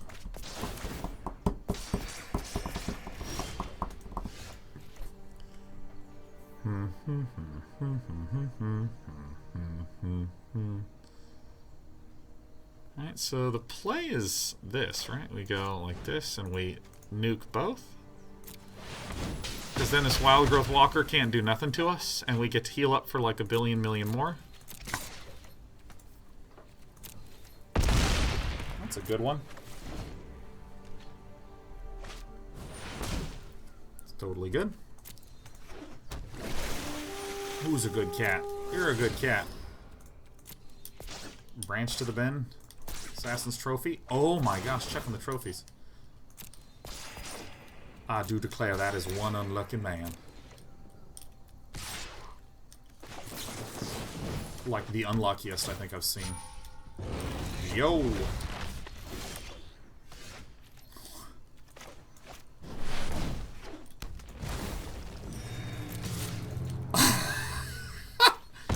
Beating him down!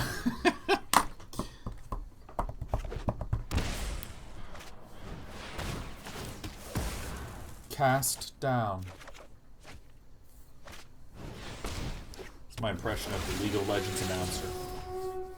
Oh, and now our opponent gets the land, so a double block does not help here. Oh, this is just the stinkiest luck for our opponent. I mean, I'll take it. I want to go straight in there. Yes, block the 1 damage, and then we'll deal 6 straight in there. That's perfect. And then let's 1, 2, 3, 4, 5, 6. Yeah. Definitely not nearly enough to double. Is this deck not sweet? Even the losses we've had today with this deck have been sweet. I'm glad we abdicated ourselves from our old Naya Midrange deck. This deck's just so much more of a flexipod.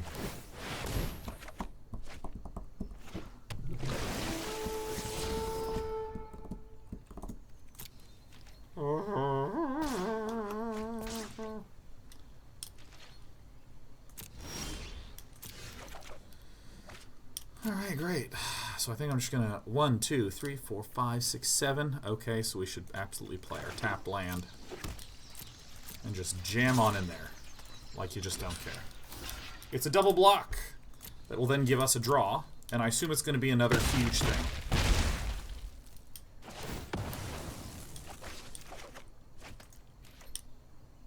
It was not.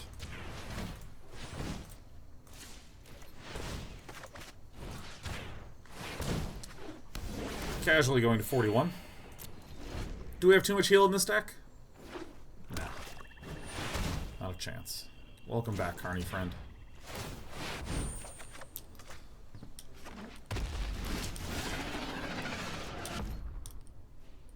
One, 2, 3, 4, 5.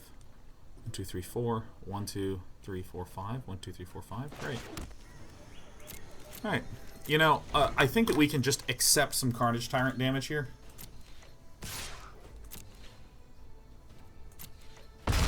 We're going to go ahead and draw 2 at the end of the turn for posterity.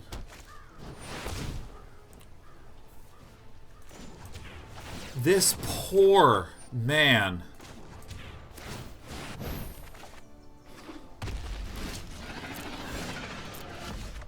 Oh my god, I mean, sometimes you just feel for a person, you know? 3, 4, 5, 6, 7, 8, 12. 13? Not quite enough.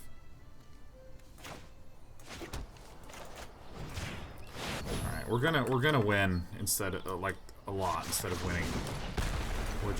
We can't lose. Is basically what I'm saying. Dude, I don't even fucking know, man.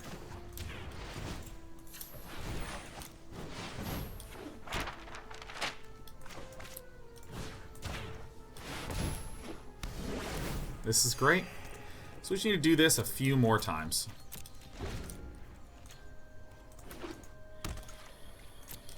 I'd love to be up against some Golgari decks, man. That'd be tight. Don't need that one. Didn't scry. I don't see a reason to.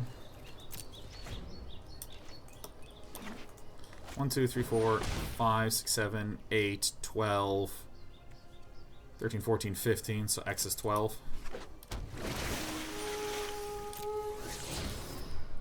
Oh, it's Vraska.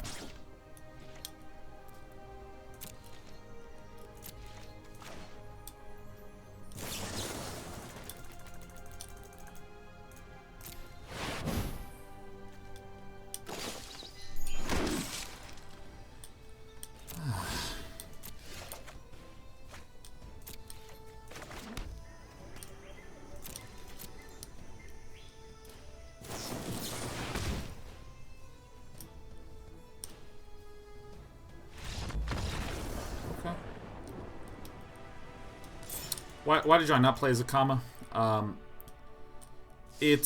want a reason to play Zacama, because Zacama is nice as a swing, not as just a raw threat on the board. Because, for instance, imagine I play Zacama, and my opponent is able to do something like Vraska's Contempt the Zacama. I didn't really get any value out of Zacama. What you really want to do is play Zacama, and if they have a Vraska's Contempt, you can respond by blowing up 2 of their things and destroying an enchantment. So typically I use... I'm actually going to keep this because we have the Dawn of Hope. Typically I play Zacama in response to a large board.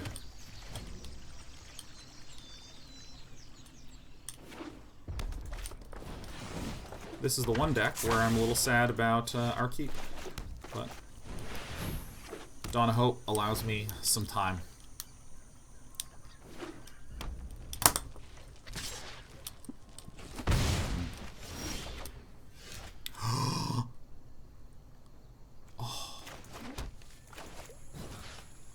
This is such a good draw.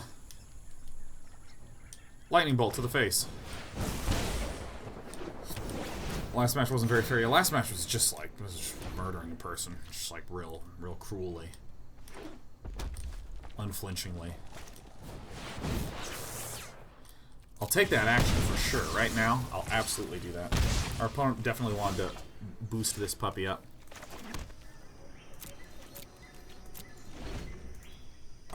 Yeah, I'm just gonna chump. I don't see a reason to make anything more complicated.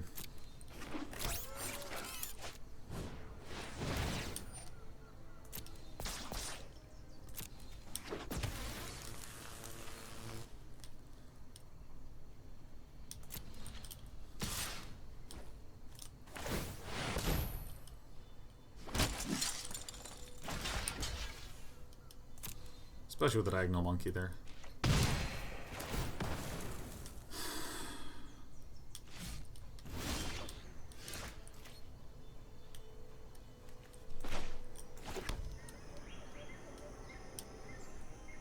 March is the best play on this turn.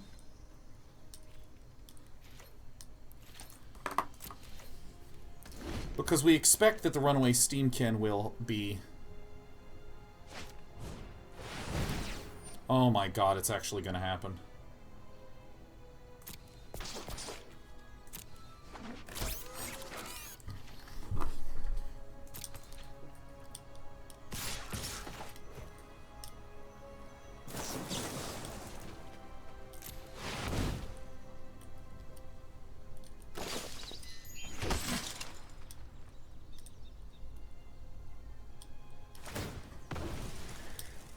No problem.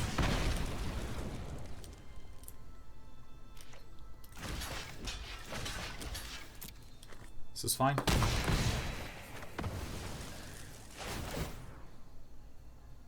I can't believe I'm going to starve Extinction. This is awesome.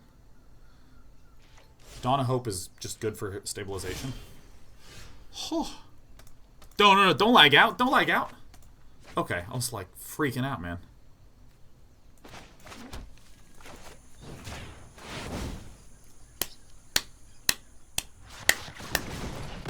Yes!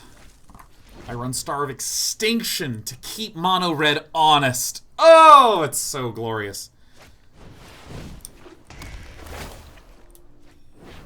Oh my god, did we get a free win?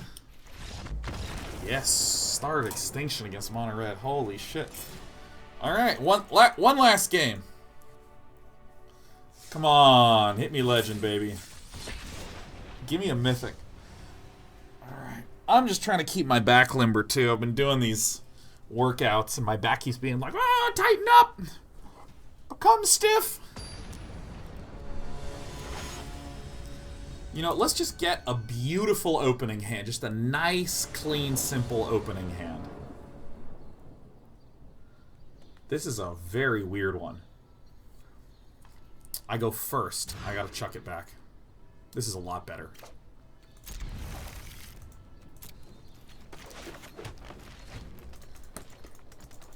Stiff like your resolves as Summer Night Sheriff. Ooh, yes. Getting me all wiggly. So is it time for Clown decks when we hit Mythic? Yeah. Alright, depending on what Hip Hop Hep slams down before us.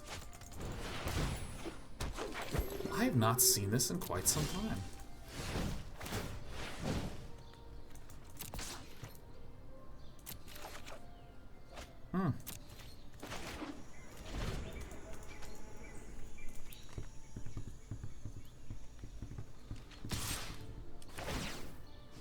Now, what is the best way to play against this kind of deck? I think we just keep treasure mapping. I think we must keep treasure mapping.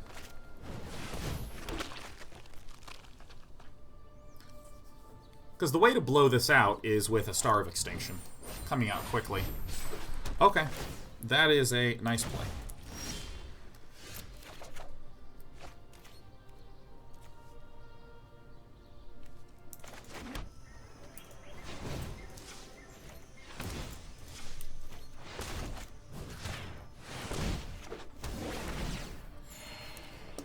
Alright, let's see what we get here.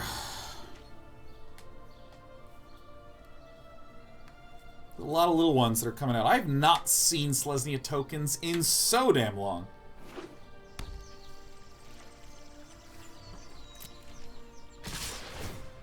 Do I really want to seal this away? I mean, I feel like we have to, right? It doesn't seem that unreasonable to just accept that we must. History of Benalia, maybe?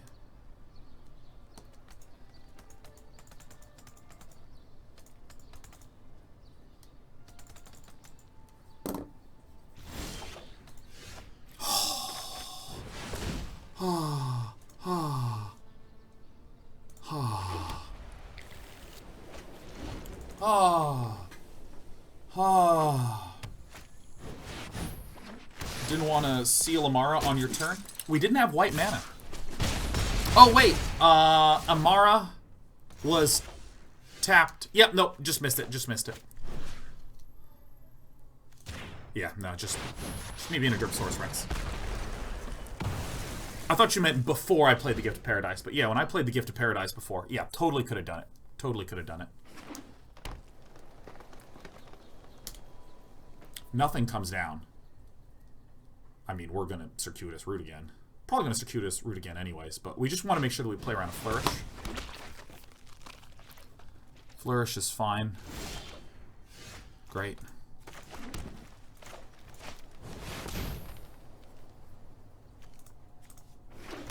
This is like the best possible card to have in this situation.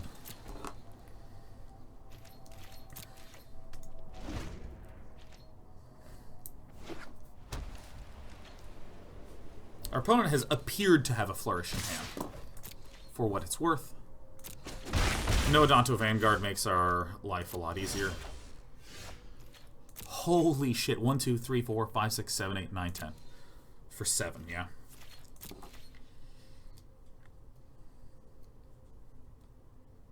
Just a nice little...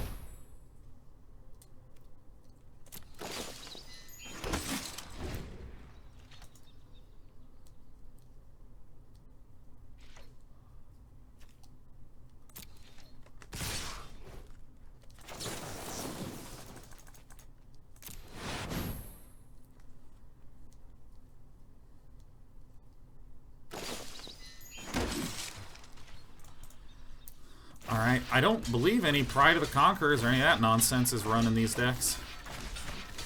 So pick one and block with everything. Heal up maximally. Flourish is... Really? Well, I think that's just a weak play.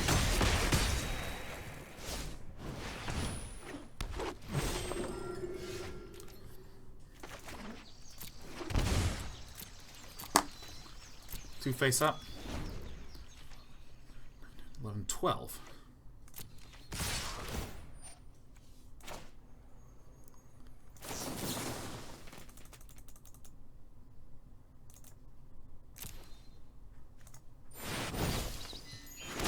I'm a very lucky boy. Make no mistake about it.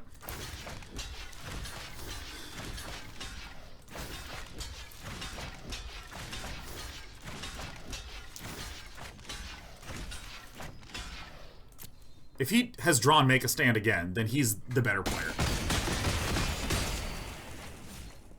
Disregard, I'm the fucking king of the underworld, man. You kidding me? Do you see these guns? Oof. Alright. Time to start putting the beat down on him. Holy shit. This is such a clowny way to hit this mythic rank, man. And it's hard to lose this, because I've played this deck a lot. There's not a lot of nut draws that exist, even.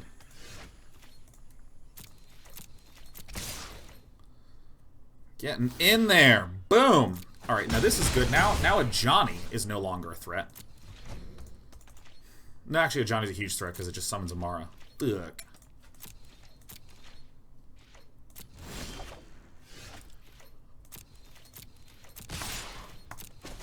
Two at a time. Alright, we're ahead in life.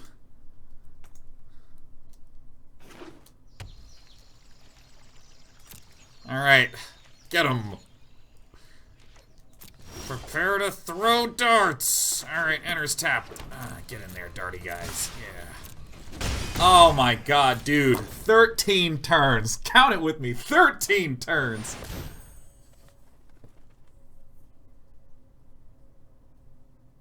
Oh my god, shit. Okay, we do have an answer. We do have Zacama.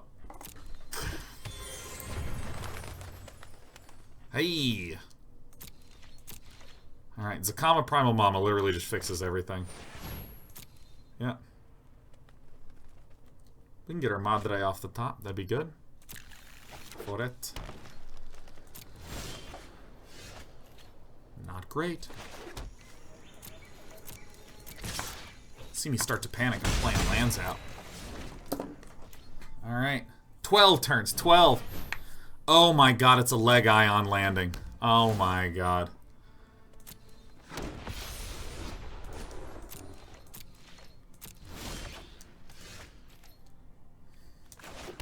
Alright, we may yet lose.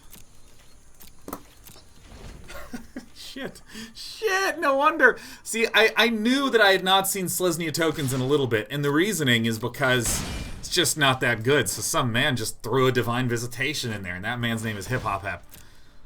Hip Hop Hep. Yeah, play it out.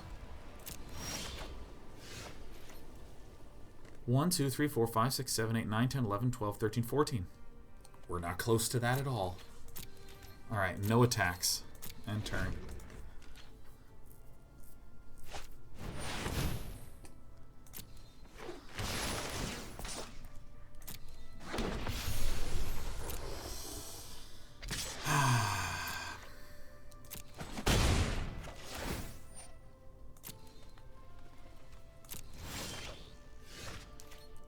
Okay.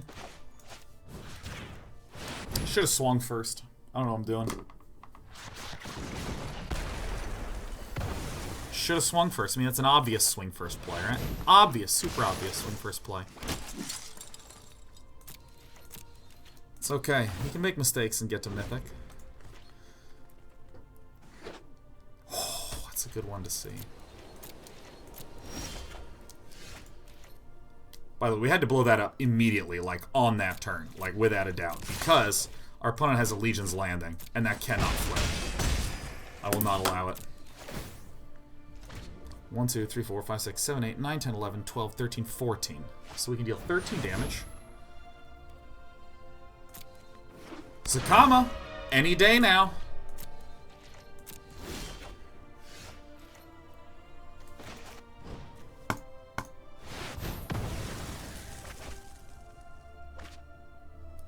Yeah. Yeah. Scry. Keep that. Bring it on. Seal you away so fast. That's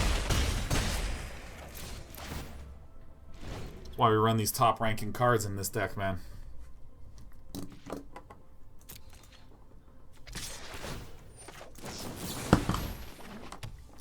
Be gone. Nom nom nom. Oh, that feels so good. Oh, that feels so good. Oh my god, look at that rank up, Mythic. Bang. With our homebrew deck. Doesn't that feel like something special?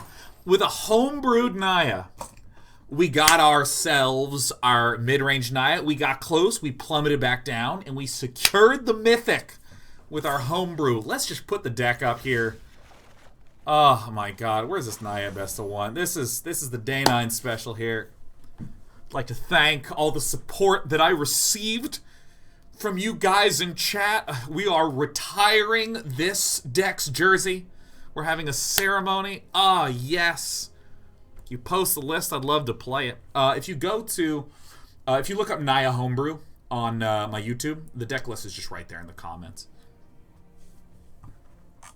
Oh my god, DJ375, congratulations, Day 9, you monster. Oh, it feels so good. Kaiser Davis with the 84 months in a row for the Mythic. Wings Fan 240. Oh. It says, as you were playing that, I ran into a Naya Divine Visitation deck, Legion's Landing. Had a ton of Goblin Token Makers. You almost ran me over, but a couple Star of Extinction did the trick. Archamath 27 months. Yes. Boom. Boom, boom. Does it show our ranking? No, it appears nope. It appears, unfortunately, nope.